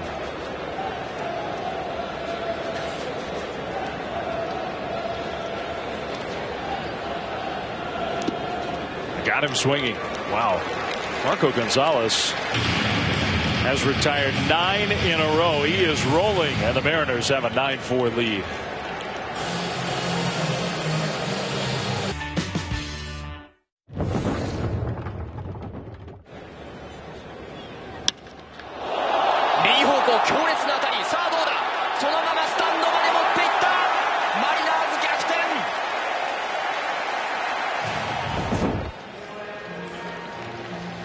Well, that's what it sounded like here in Japan. Thanks to our friends at NTV for giving us all kinds of help in producing these broadcasts here from Tokyo. Domingo Santana, whose grand slam was the big hit of the game so far for Seattle, coming up here.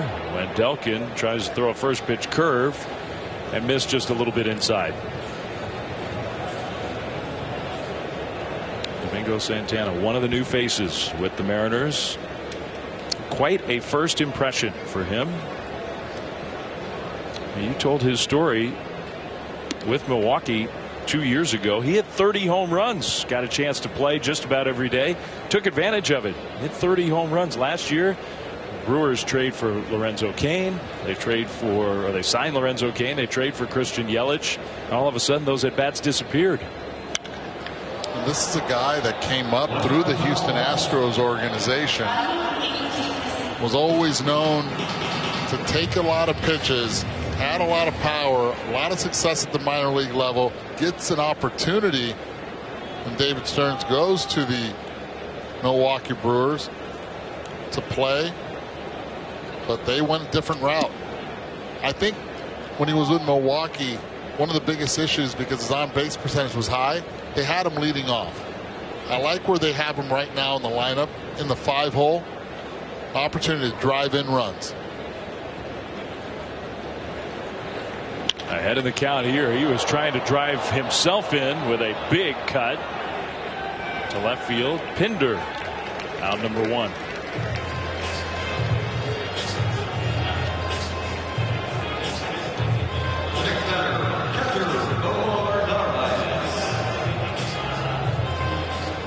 We're seeing Kikuchi again in the Seattle dugout. We were talking about him last inning. We will see him make his major league debut tomorrow night. Kind of opposite ends of the spectrum. A guy just beginning his major league career.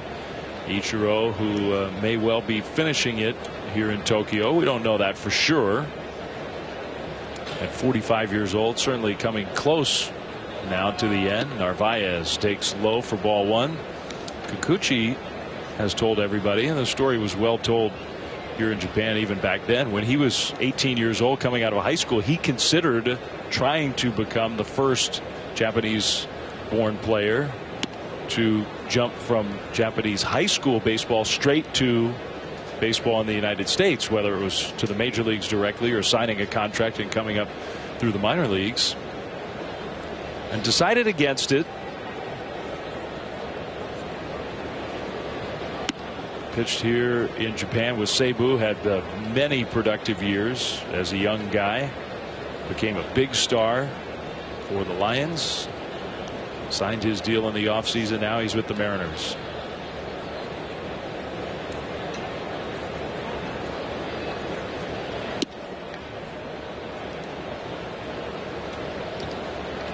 Well, tomorrow we are going to have the second game of this Japan opening series. It'll be the Mariners and the A's once again from right here in the Tokyo Dome. You can get up early, 5:30 a.m. Eastern, stay up late, 2:30 a.m. Pacific. Mariners and the A's on ESPN. It'll stream live on the app. Narvaez took a big cut. It's 3-2. It's a power aggressive version of get up. It is. We are urging you to get up earlier than usual and join us. And why not celebrate the return of the baseball season? Are you going to stick around once this game is over and go on the actual get up? Yes, I'm going to be on that one. And the first thing I'll say is I've been up. For a long, long time. Oh, yes. And what time did you wake up this morning, local time? 6:30 local time. Got up, went to sleep at 3:30. Okay, so that's kind of the key to the whole story, because I woke up at 6:30, but I actually went to bed at a normal time last night. So well, I took a nap. That's what I thought, with the time change, the nap is the right thing to do. The only problem was the nap turned into the 5-hour event, pretty much. That's a long nap. No, not great. Things happen. Change time zones a little bit. And it is unusual to travel here. It is well worth it. And it's one of the reasons why the players, we can joke about it, but the players came here several days early, played a couple exhibition games, and they gave themselves not quite a full week, but plenty of days, plenty of time to get used to the time change.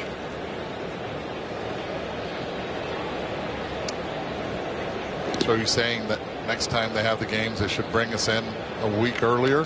You and I will make a point of arriving even earlier. We'll just get the lay of the land, maybe go try out a few more great Tokyo restaurants. No city in the world has more Michelin-starred restaurants than Tokyo. Oh. #1 in the world. Oishi desu. You know what that makes me? Haraheta. You're a little hungry? Oh, you're starting to get the Japanese. I like it. I've said it plenty of times, haven't I? So all I need is a couple more trips here, MLB, and I'll be semi-fluent. No country more welcoming to us, to everybody, more appreciative of baseball. I love the fact that MLB is doing it, and there's really no way to get around. You have to. There's no way to do this without starting the season a week earlier, giving these two teams a chance to come back, play a couple extra exhibition games. I mean, it's not perfect, but I think it's well worth it.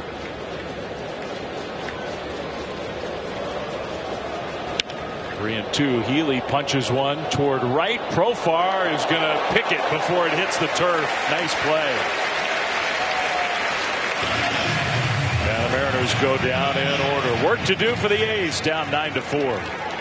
Important to these two teams. These are real major league games. The season has started, but the biggest story of all has been Ichiro, 45 years old, coming back here to Tokyo, playing with the Mariners, his original major league team. That classic Ichiro style. Pre-game with all the attention on him. In-game, had some vicious cuts, some hard foul balls, drew a walk, came out of the game to a giant ovation. And he and the Mariners have a 9-4 lead as we go to the bottom of the 7th inning. The A's, who have the offense, have the power to get back in this thing against an inexperienced Seattle bullpen. Mariners 2 home runs, 9 runs batted in with runners in scoring position for their 9 runs in this one. And Marcus Semien is the hitter against the new Mariners pitcher, and in the bullpen, Eduardo, they're just about all new. Yes, for Seattle. Yes, they are, and this is going to be the question mark for Scott Service and his coaching staff. How will they be able to bridge it to try to get it to Hunter Strickland, which they gave some data to him that they're hoping he will be more effective than he was last season. Well, if you with didn't, the San Francisco Giants. If you didn't recognize Nick Rumbelow, we do forgive you. That one high and tight to Semien. It's 2-2. The Mariners turned over just about everybody in the bullpen from last year, including their closer, Edwin Diaz, who had the 2nd most saves in the history of the game. Now will pitch for the Mets in 2019, but it wasn't just the closer. And it will be a challenge for that man, the Mariners manager, Scott Service. That's ball 4 inside. So Gonzalez goes 6. The Mariners go to the bullpen, and immediately a base runner for Oakland. We're at the bottom of the lineup for the A's. The ninth hitter. The A's are going to use a pinch hitter for their ninth place hitter, Nick Hundley. Robbie Grossman's going to come up and hit for Oakland. The turnover for the Mariners. Robbie Cano, Nelson Cruz, Diaz, Colomé, James Paxton, starting pitcher, very talented. Mike Zunino, who's caught a lot of games in a Mariners uniform over the last many years. But even the less heralded relievers, Diaz and Colomé, kind of the headliners the last couple of years, but there are so many new faces, including guys without any major league experience at all. Grossman takes a strike. Then you have Anthony Swarzak, which is on the disabled list with the right shoulder impingement. He was counted on, came in that trade from the Mets. Grossman, a new ace outfielder. He's a pretty good player with the Minnesota Twins. And he'll be a weapon off the bench. He'll start some games for Oakland. Very versatile guy. Trying to spark an A's rally after the leadoff walk to Marcus Semien. That one misses. And it's 2-1.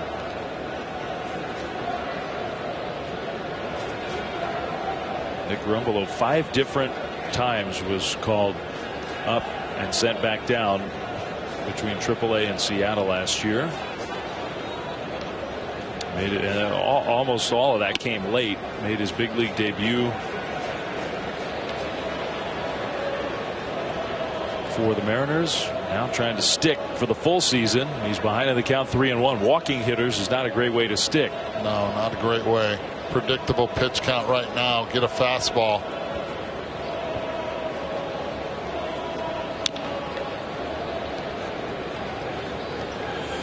He got a fastball. Just hit it foul. 3-2. Even a 5-run lead in this ballpark with the offense that the Oakland Athletics have, very reachable and attainable for them. They know that. The Mariners also know that. Mariners have a big shift on. There's nobody at third. Grossman hits one right where maybe somebody would have been, right past the defense into left field. So 2 on and no outs. Watch every out of market regular season game live or on demand with MLB.tv. You also get MLB at bat premium. Blackout and other restrictions apply. Visit MLB.tv for details. Gotta have it as the season gets started, wherever you are in the world. That was a great AB by Robbie Grossman. Come off the bench like that, work the count full. He's always been patient. Drive it the other way with the shift. So now the top of the order, and things get a little more stressful for the Mariners. 2 on, no outs. Ramon Laureano. Kind of a wild swing and miss. Talked about his struggles during spring training. Laureano, which had a great last 2 months of the season last year. Struggled with pitches out of the zone. This is a big at bat here. That one in the dirt. Narvaez did his best. He's going to throw to second. It was a late, awkward break by Grossman. He went to second awkwardly as well. You got a slide there. Robbie knows it too. He made it there safely, avoided disaster, it looks like, with some sort of injury. Sometimes you can really expose yourself if you don't go into a proper slide. Well, that moves both runners up. You got 2 in scoring position, still nobody out. Great secondary by Semien. As soon as it hits dirt, he's gone, but Narvaez looks up quickly. Robbie Grossman was caught in between. Infield stays back. That's high and tight. Rumbelow having a hard time commanding his stuff. 2-1. And the point you were making about this ballpark, this A's lineup with all the home run power, I mean, it's particularly true when you're up by 5 runs. You have to make them earn it. And a leadoff walk, especially the bottom of the order. Leadoff walk, 5-run lead, bottom of the order, that can't happen. Again, Scott Service is trying to piece everything together. He knows he has a lot of inexperience, so he wants the inexperience to at least face the bottom of the order. Get those guys out. And let the big boys try to get the meat of the order out. You walk those two guys, starts getting a little dicey. Strike 3 called. Got him looking. Laureano's 0 for 4 with 3 strikeouts. Laureano exposed right there, guessing at the plate. Instead of looking fastball, he was guessing slider. One thing that man on the mound has not been able to do is throw the slider for strike. Only the fastball. You have to look for what the pitcher can't control. That's big first out. Here's Matt Chapman, second place hitter. Budding superstar on the A's. A chance to make this game much more interesting. 5-run lead for the Mariners. Second and third, though, 1 out. Chapman's had a double in 3 at bats. Now Marco Gonzalez, 68 pitches in his 6 innings. But with the shorter spring training for him, that one hit foul on the first base side. Now reach.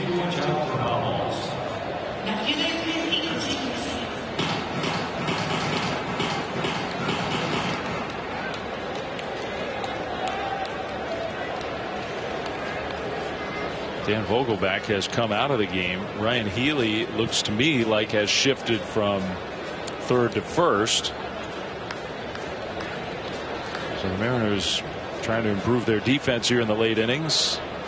Dylan Moore now in the game at third. And you wonder if there was something to do also with that hit by pitch. It is a possibility. And Ryan Healy has made one bad throw, otherwise has acquitted himself pretty well over at third base tonight. That's Dylan Moore. Well, he's made the error. It was on the other side of the field. You're right. When he's been at third, he's been fine. 2-1 here to Chapman. See Rumble right there, another slider in the dirt, not coming even close to it. Fastball's been working for him.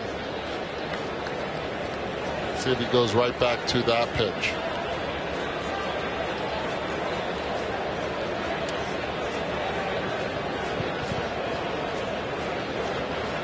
Two-1. Chapman drives one the opposite way. This one carrying well. Gone.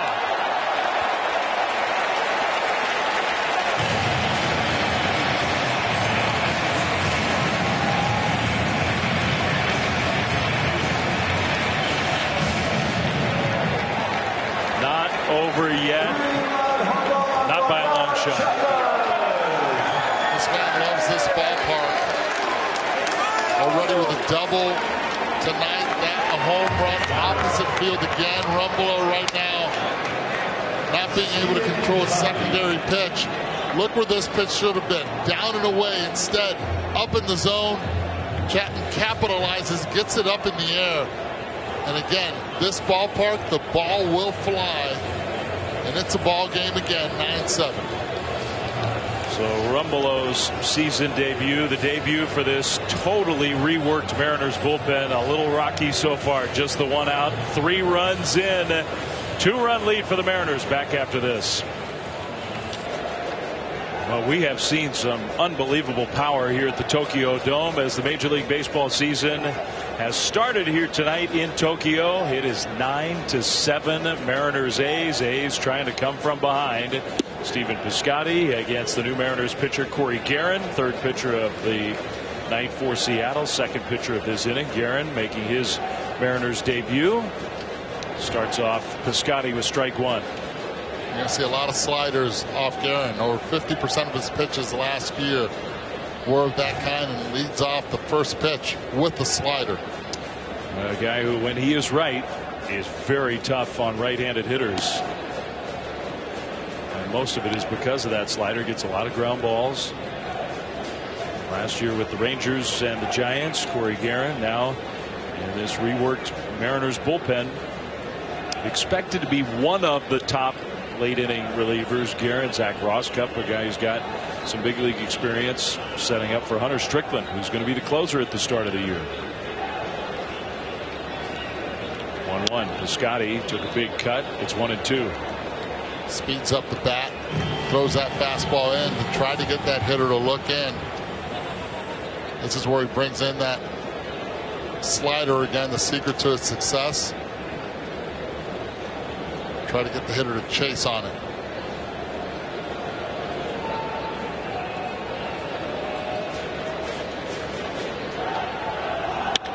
Allen drilled to center field. The ball has carried so well tonight. Haniger at the wall. Not that time. Not quite.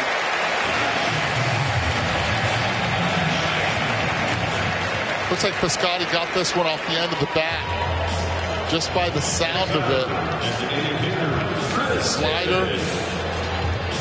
Tad off the end.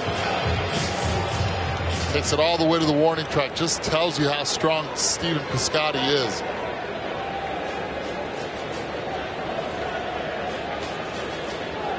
You can just feel the stress, can't you, of facing this Oakland lineup with the power that they have all the way through, including this guy Chris Davis, who has gone deep. Chapman, Piscotty, and Davis have all homered, the 2, 3, 4 hitters for the A's. Narvaez couldn't catch what was ball one from Corey Guerin. It all started here in the 7th after Marco Gonzalez taken out of the game. 68 pitches in 6 innings that were of a good quality overall. They were great at the end. Gonzalez finished strong. Turned it over the bullpen. Nick Rumbelow, walk, hit, strikeout, 3-run homer. Different game. Davis, who had a swing that looked a lot like that to me back in the 3rd inning with a runner on. And he did this. Hanging breaking pitch on the first pitch of the at-bat. Marco Gonzalez, they went in with a game plan. He will throw strikes first pitch, and the Athletics have capitalized on it, but not enough. As the offense of the Seattle Mariners have put up 9 runs so far in this game. We have more runs than hits in this game. 16 runs, 15 hits.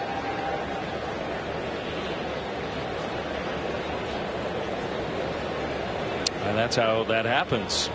All the extra base power and all the home run power. And the walks.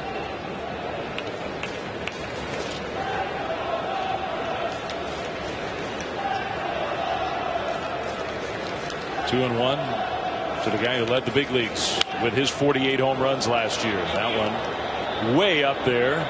Healy now playing first, went into a slide to protect himself. A lot of foul ball territory here. Actually reminds me a lot of the Tampa Bay Tropicana Field. Reminds me of the Coliseum in Oakland.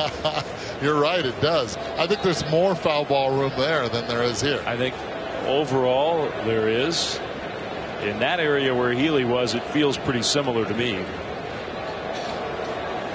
But yeah, everything else about it does remind you of the Trop. Good time now to try to come in with a fastball in. Already thrown way too many sliders. Does he go back to it? 2-2. He does. Good he pitch. Just missed. That's a really good pitch. Has not thrown him anything but sliders in this at bat. They travel. They're loud. It's a few, but they're loud. We can hear them. Full count here. Same principle applies. Get a 2-run lead in the late innings. Davis to left field with the big swing. Not going to carry all that much. Santana for out number 3. A walk, a hit, and then a 3-run homer. 9 sites in all of Tokyo. Everybody waits. The lights all change over in Shibuya. Shibuya Crossing is what they call it. The world's busiest intersection. And as soon as the red lights come, everybody waiting patiently in the crosswalks, they all go. There's nothing like it. Did you go yesterday? I did. So did I. It was awesome. Get the bird's eye view and then go down into the mix and cross yourself. Here's Tim Beckham. He's had a nice Seattle debut. Beckham takes strike one from Fernando Rodney, a former Mariners closer, had one of his best big league seasons in Seattle. Still doing it for Oakland. Last year with the Twins and the A's, 68 overall appearances. That ball smashed past Simeon. Another hit for Beckham, who's got 3 of them plus a walk. He has not been retired in this game. Seeing the ball really well, and when Tim Beckham gets hot, we saw what he could do in an Orioles uniform after he got traded from the Rays a couple years ago. And again, right there, good balance, puts that foot down early. That head stays in the zone a long time and barrels another one. 3 for 3, including a 2-run homer plus a walk. He scored 3 runs. Having a night. Dylan Moore, this is his first major league at bat, making his debut tonight here in Tokyo. Climbing the ladder in the minor league system last year in Colorado Springs. Had to travel a long way, literally and figuratively, to get to this moment. Not an easy task. Takes Fernando Rodney, a veteran, with a really good changeup. Still good velocity for his age.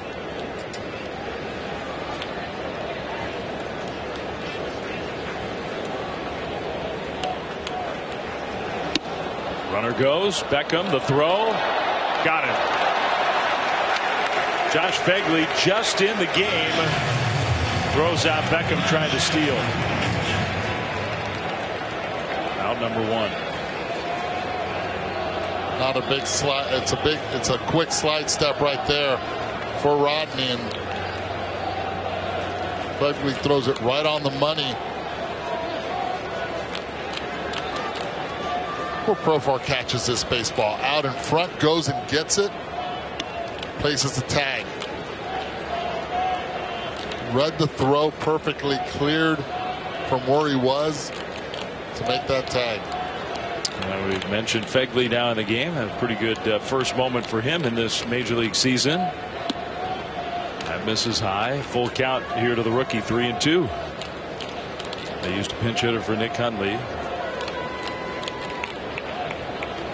You can imagine the heartbeat, the adrenaline pumping for young Dylan Moore, 26 years old. Way outside, ball 4. So he takes a walk. I give him credit. That can be hard to do when you've got all the adrenaline of the first major league at bat. You know, there has been some major news in the big leagues the last day, 2 days. A couple of the great stars of the game, one established, one blossoming as we speak.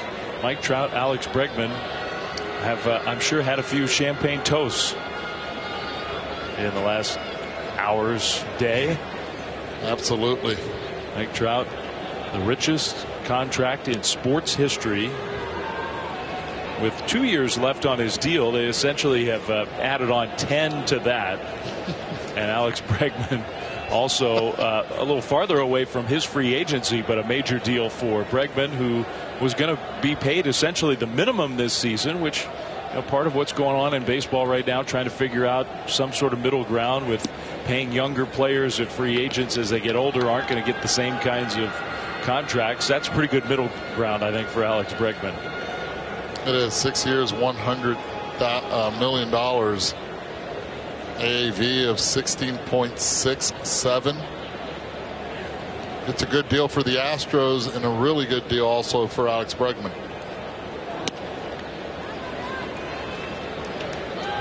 I think reality sets in. He had elbow surgery in the offseason. He understands how fragile one can be. You see the success that Carlos Correa had the year before, then last year struggled with his bad back. Take the guaranteed money first. Well, congratulations to 2 of the best, including the best player in the big leagues, and these two teams know it oh so well. I mean, by far. Both players in the American League West, Bregman and Trout, but these two know that they're going to be facing Mike Trout for the next 12 years in an Angels uniform. Went to a lot of clubhouses during spring training, and with baseball tonight, asked the question, favorite player to watch. Everybody, no hesitation whatsoever, Mike Trout. No hesitation. I thought there was a great piece Sam Miller wrote on ESPN.com. Well worth reading, in my opinion, if you're interested in the contract and the historic nature of it and whatnot, arguing that even with the huge deal, Mike Trout will be vastly underpaid based on how much he produces. Gordon to left, Pinder chasing after it, and with room will make the catch.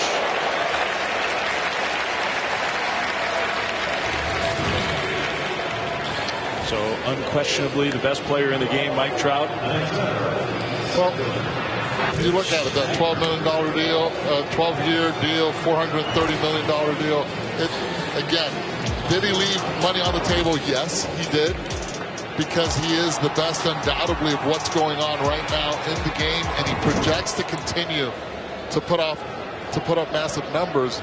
But the reality is he wants to compete. He wants to get to the postseason. Only been there once and has never won a game. They got swept by the Royals the only time they had gone to postseason play. Mike Trout wants to win. He's aware of what's going on at the minor league level.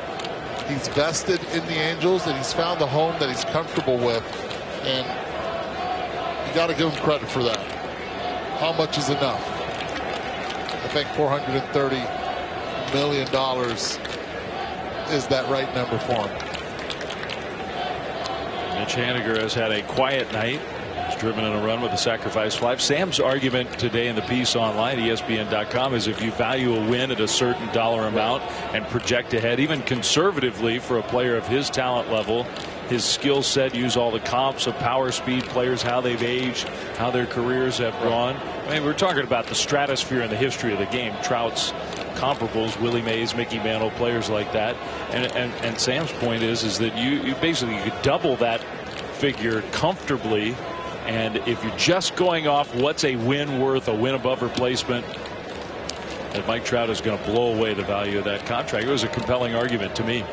It is a compelling argument, but at the same time, again, the risk factor of what can happen in the game at any certain time.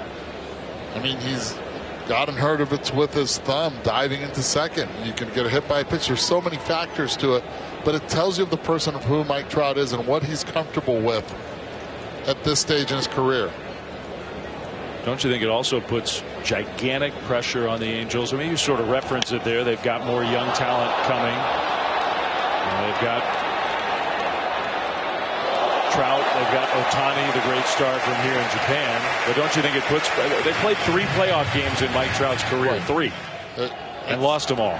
And it comes down to, in a couple years, you get Albert Pujols off the books. After that, you get Justin Upton off the books. Yes, you have to then pay Shohei Ohtani if he keeps producing on both ends of the baseball. So the bright side is coming for the Angels, but they have to develop those players to be able to succeed at a high level. And he understands that too. It's a tough division. It's a tough division, but you just... no matter what the reasons are, what has led to it, with the runner going, a swing and a miss, that'll be a steal for young Dylan Moore, first of his big league career. Full count to Mitch Haniger. No matter what the reasons for it, 3 playoff games with the greatness of Mike Trout in 7 years, not good enough. It's just not. No. But you look at all the top every year that's not winning the MVP. It's second to the MVP. Once it was 4th. It's not on him. It's not on him. You need pitching. You need defense in the infield. Yeah. There's a lot of factors that go into winning this ball game. That's why this is the beauty of baseball compared to basketball, where you have one star you can go pretty far in the playoffs. And it is a totally different scenario. You're right. This sport, you can't do it all. The Angels are proof positive. You can't do it all with the greatest player of this generation, a guy historically great at the start of his career. But they got to give him some help and get him back to where he can make an impact in the postseason. On the ground to short. Simeon throws out Haniger, and Fernando Rodney gets through the 8th inning. Congratulations to both Alex Bregman and Mike Trout. Good days for them. It's 9-7. Now we are 1 week away. Next Thursday, opening day for everybody else. The A's and the Mariners are also going to play again. We got 3 games for you on ESPN. Orioles, Yankees, Diamondbacks, Dodgers, Red Sox, and these Mariners from Seattle. All games on ESPN, available on the app. Okay, so if it's true, that little promo to get us excited about full opening day, that you wipe out the standings from last year. Corey Guerin still in the game. Chad Pinder, A's down 2. They have been coming from behind since the early innings of this one. The count is 1-1 to Pinder. But if that's true, okay, wipe everything out from last year. Is there a team, either in the positive or the negative, that you see as a surprise team heading into the season? Somebody who can rise up in those standings?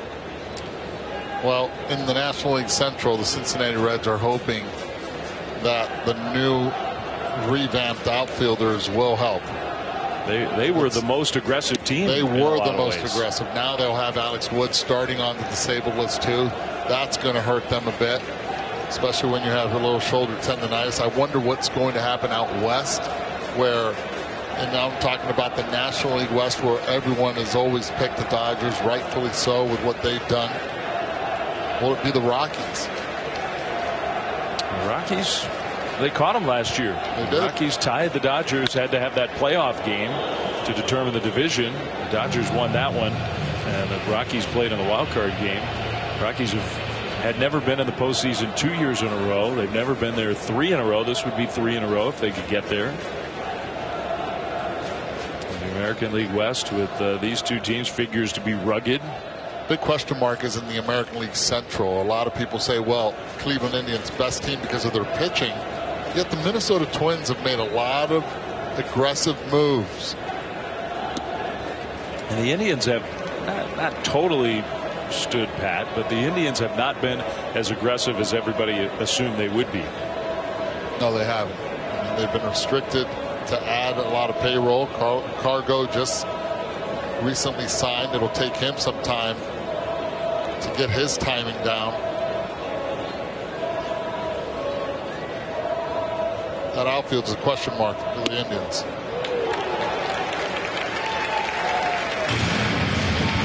Good pitch from Corey Guerin. Chad Pinder looked a little frustrated by that. Scott Servais is going to come out. Guerin, who's so tough on righties. We saw Zach Rosscup in the bullpen. He's the lefty, with Matt Olson coming up. And unlikely that the A's would use a pinch hitter for him. Not impossible, I guess, but unlikely. Scott Servais wants the matchup. Pitching change for the Mariners. Back to Tokyo after this. In Seattle, and Zach Rosscup will come in, the lefty. We'll see how many hitters he faces. 17 games last year with the Dodgers. A 4.76 ERA. Mariners expecting a bounce back. He's going to be important to them, especially early in the year. Against Matt Olson, lefty against lefty, with 1 out and nobody on. Matt Olson very disciplined against left-handed pitching on breaking pitches out of the zone. Has a very good idea of what he is doing there and what he is looking for. Well, it wasn't a breaking ball, but it was a good take again. He's ahead of the count, 2-0. 0 for 3 tonight. 29 home runs last year, plus a Gold Glove at first base. 2-1. Well, you brought up an interesting point as the pitching change was happening. We heard about rule changes, some right away, some still to come in Major League Baseball. You got Profar on deck.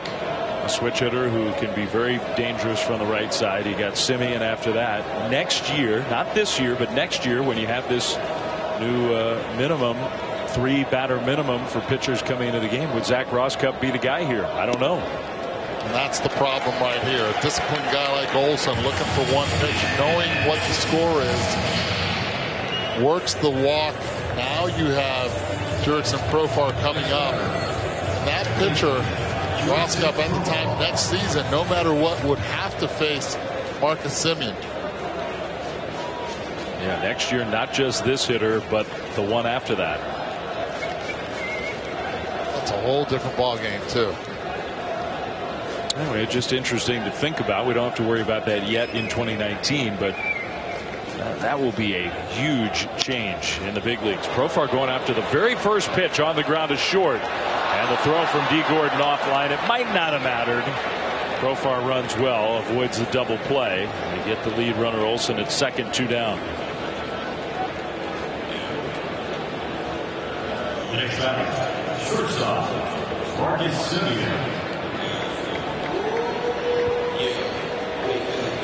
Pitch got in on him, up in the zone. Slow surface. Beckham goes and gets it. No chance at first.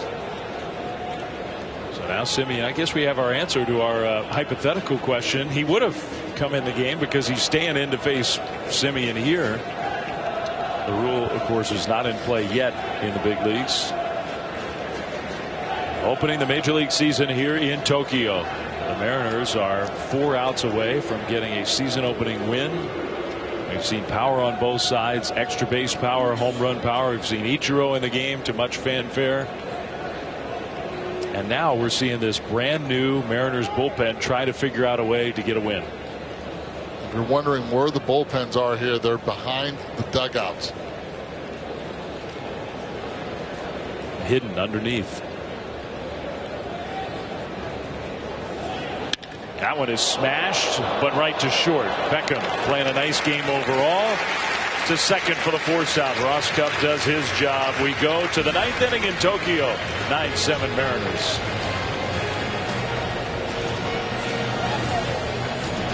Us all season long. Start your free trial now by downloading the app or going to ESPNplus.com. Beautiful scene.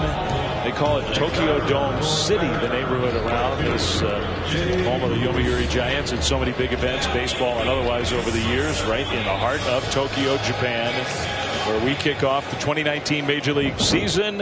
If you're just waking up, if you've been with us the whole way, we have had offense and lots of it. 2 pitchers making their first opening day starts of their respective careers. Mike Fiers for the A's, Marco Gonzalez for Seattle. Neither was overly sharp. New pitcher from the A's bullpen, Lou Trevino, was a huge part of the A's success last year, takes over now. He was, and then early in the season he was mostly used as the setup man. And late in the years they continued to make acquisitions. Fernando Rodney, Juris Familia, ended up getting big outs around the 6th inning with inherited runners. Breaking ball there for strike number 2. Marco Gonzalez overall, you would say, did a very nice job for the Mariners. Wasn't real sharp early. Got it together. Finished strong. Fiers struggled. Gave up a grand slam and a 5-run 3rd inning. That is the difference in this game. A's have hit a solo homer, a 2-run homer, and a 3-run homer, and it hadn't been enough.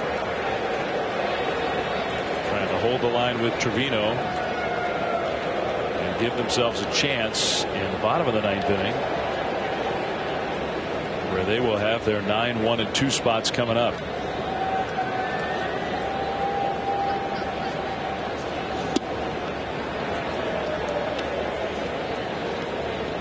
Two and 2 to Jay Bruce.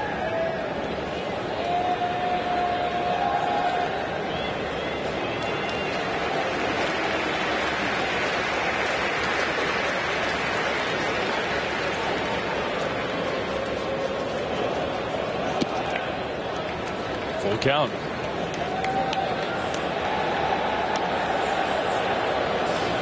Well, it's understandable A, it's March 20th. B, season debut.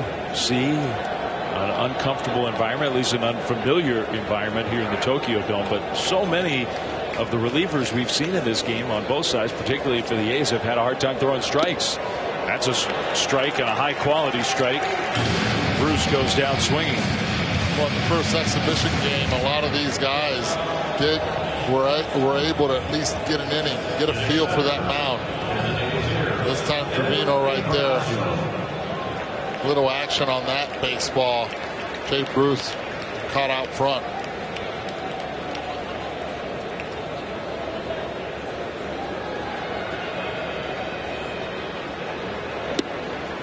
Encarnacion takes a strike.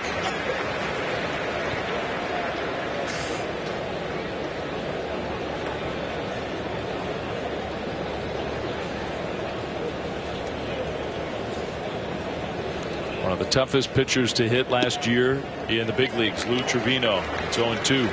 And the combination of Trevino and Blake Trinan, who exploded with his best season by far for the A's last year. A heck of a 1-2 punch at the back end of the bullpen.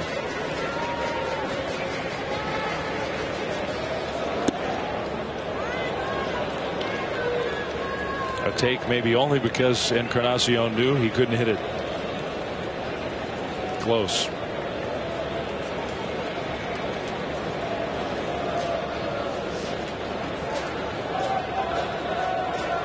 Encarnacion has walked twice and scored both times.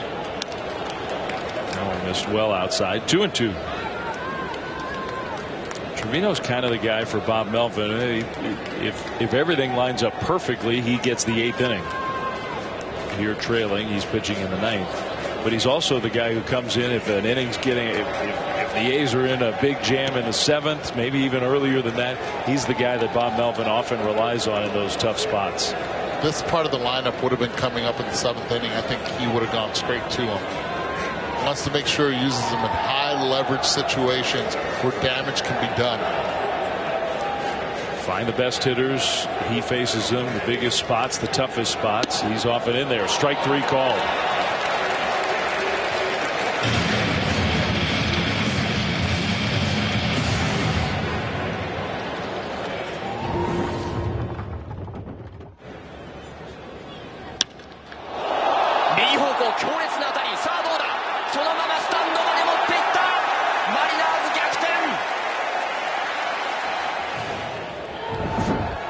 Just a little flavor of the NTV broadcast. The grand slam that Domingo Santana hit in the 3rd inning. His first game as a Mariner. It's his only hit, but it sure was a big one. Opposite field grand slam. 2 Mariners home runs, 3 A's home runs.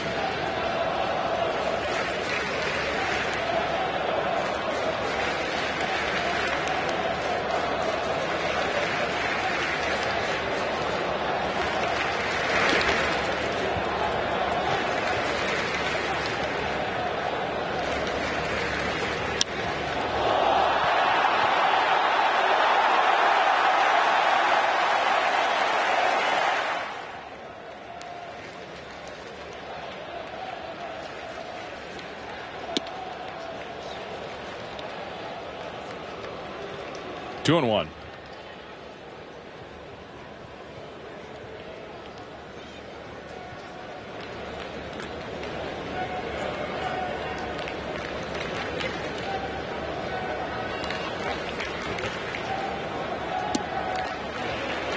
Did he go? Yes, he did.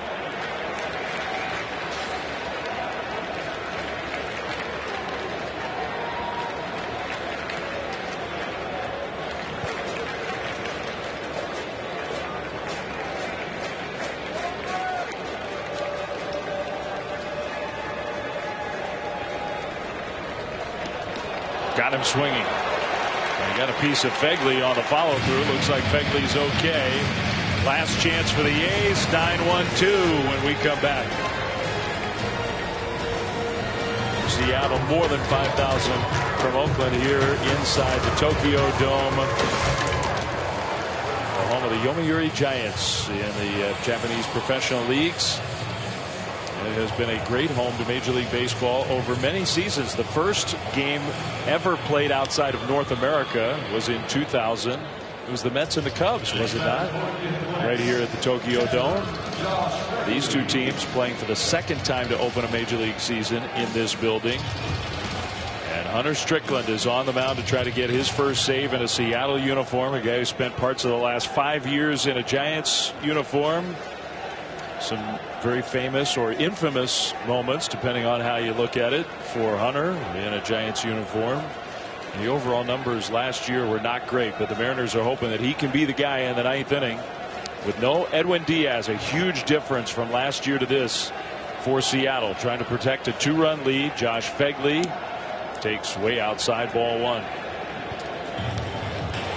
Hunter Strickland only threw 3 innings during this short abbreviated spring training.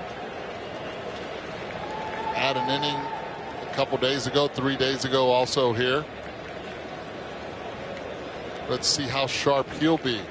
A lot of guys have shown that they have not been as sharp earlier in this game. Yeah, this is Phegley's first at bat of the night, and of course first at bat of the season. There's a strike for Strickland. And this is the number 9 hitter. You got the big boys looming after this. A critical hitter for Strickland and company. If Phegley reaches right away, you get the tying run at the plate with all the A's power. That was a good breaking ball. It's 1-2. Something he's been developing more of, that breaking pitch.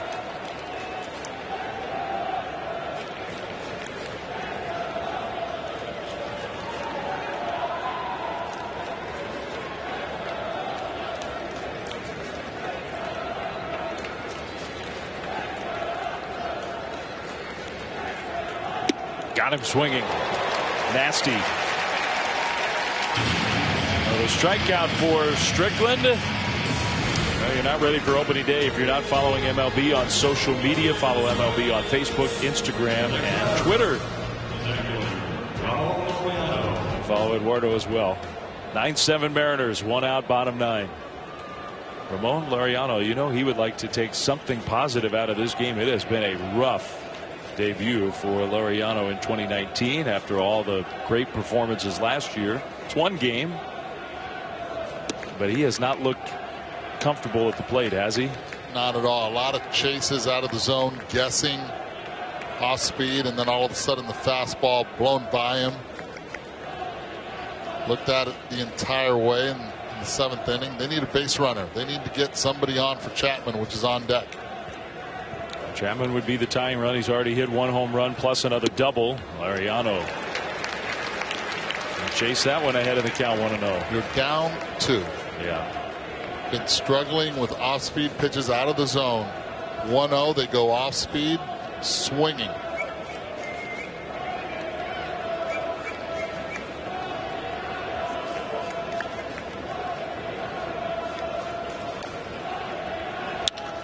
It's that one the other way. Bruce chasing after it. Jay Bruce is going to get there. 2 down. Off the bat, I wasn't sure. A nice job by Jay Bruce, which started the game at first base. Ichiro started in right field. Once he came for him, first opportunity defensively for him. So now the A's down to their final out. They're going to rely on their MVP candidate, one of the best young players in all of big league baseball, having an excellent night at the plate. Matt Chapman, 2 for 4, 2 extra base hits, including a 3-run homer. Trying to keep the game going. Strike 1.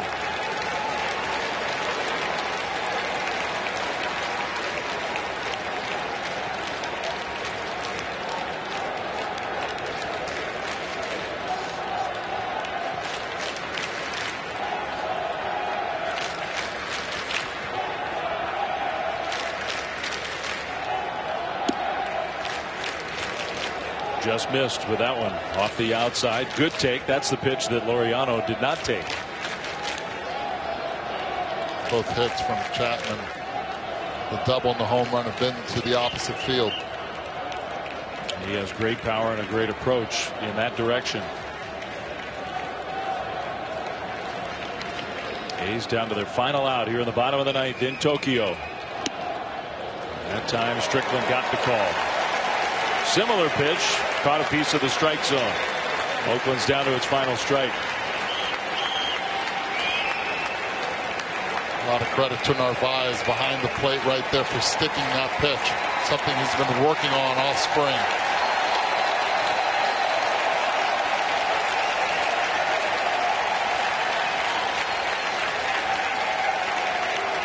One and two. Chapman stays alive. They got it again.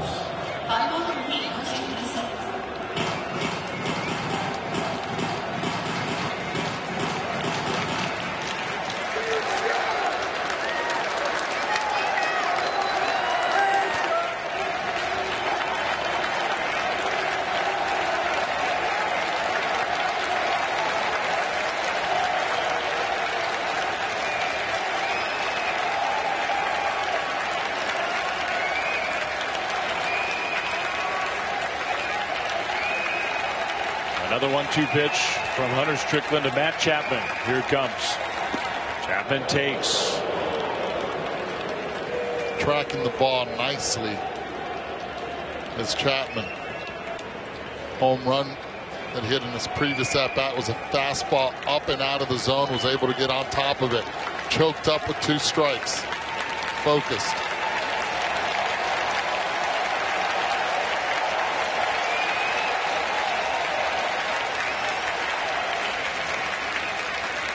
Two and two.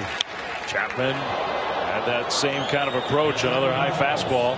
Just a little later this time. Fouled it off. I think you're right, though. He is seeing the ball well. They couldn't get him out during the exhibition games.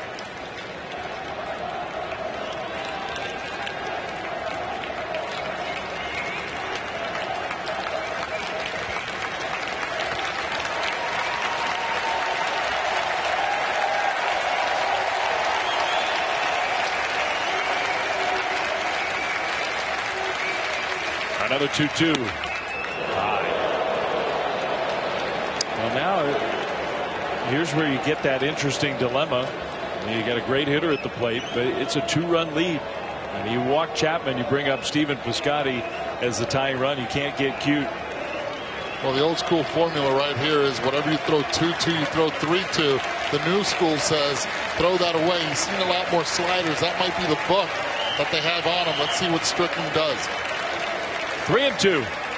He got it with the slider.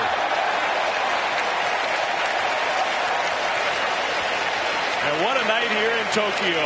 So much of the attention on that man Ichiro, but it was many others on the Mariners who stole the spotlight. And a great start to the year for Seattle. 9-7 final. We had 16 hits and we had 16 runs. A lot of power at the Tokyo Dome. No surprise whatsoever. This is what this ballpark produces, and the way the hitters are doing it. Hit the ball in the air, it can go. They're stronger, they're better. There it is. We have game 2 tomorrow. Now it's time for Get Up for Eduardo Perez and Tim Sullivan, our producer Dave Fleming. Thanks for being with us from Tokyo.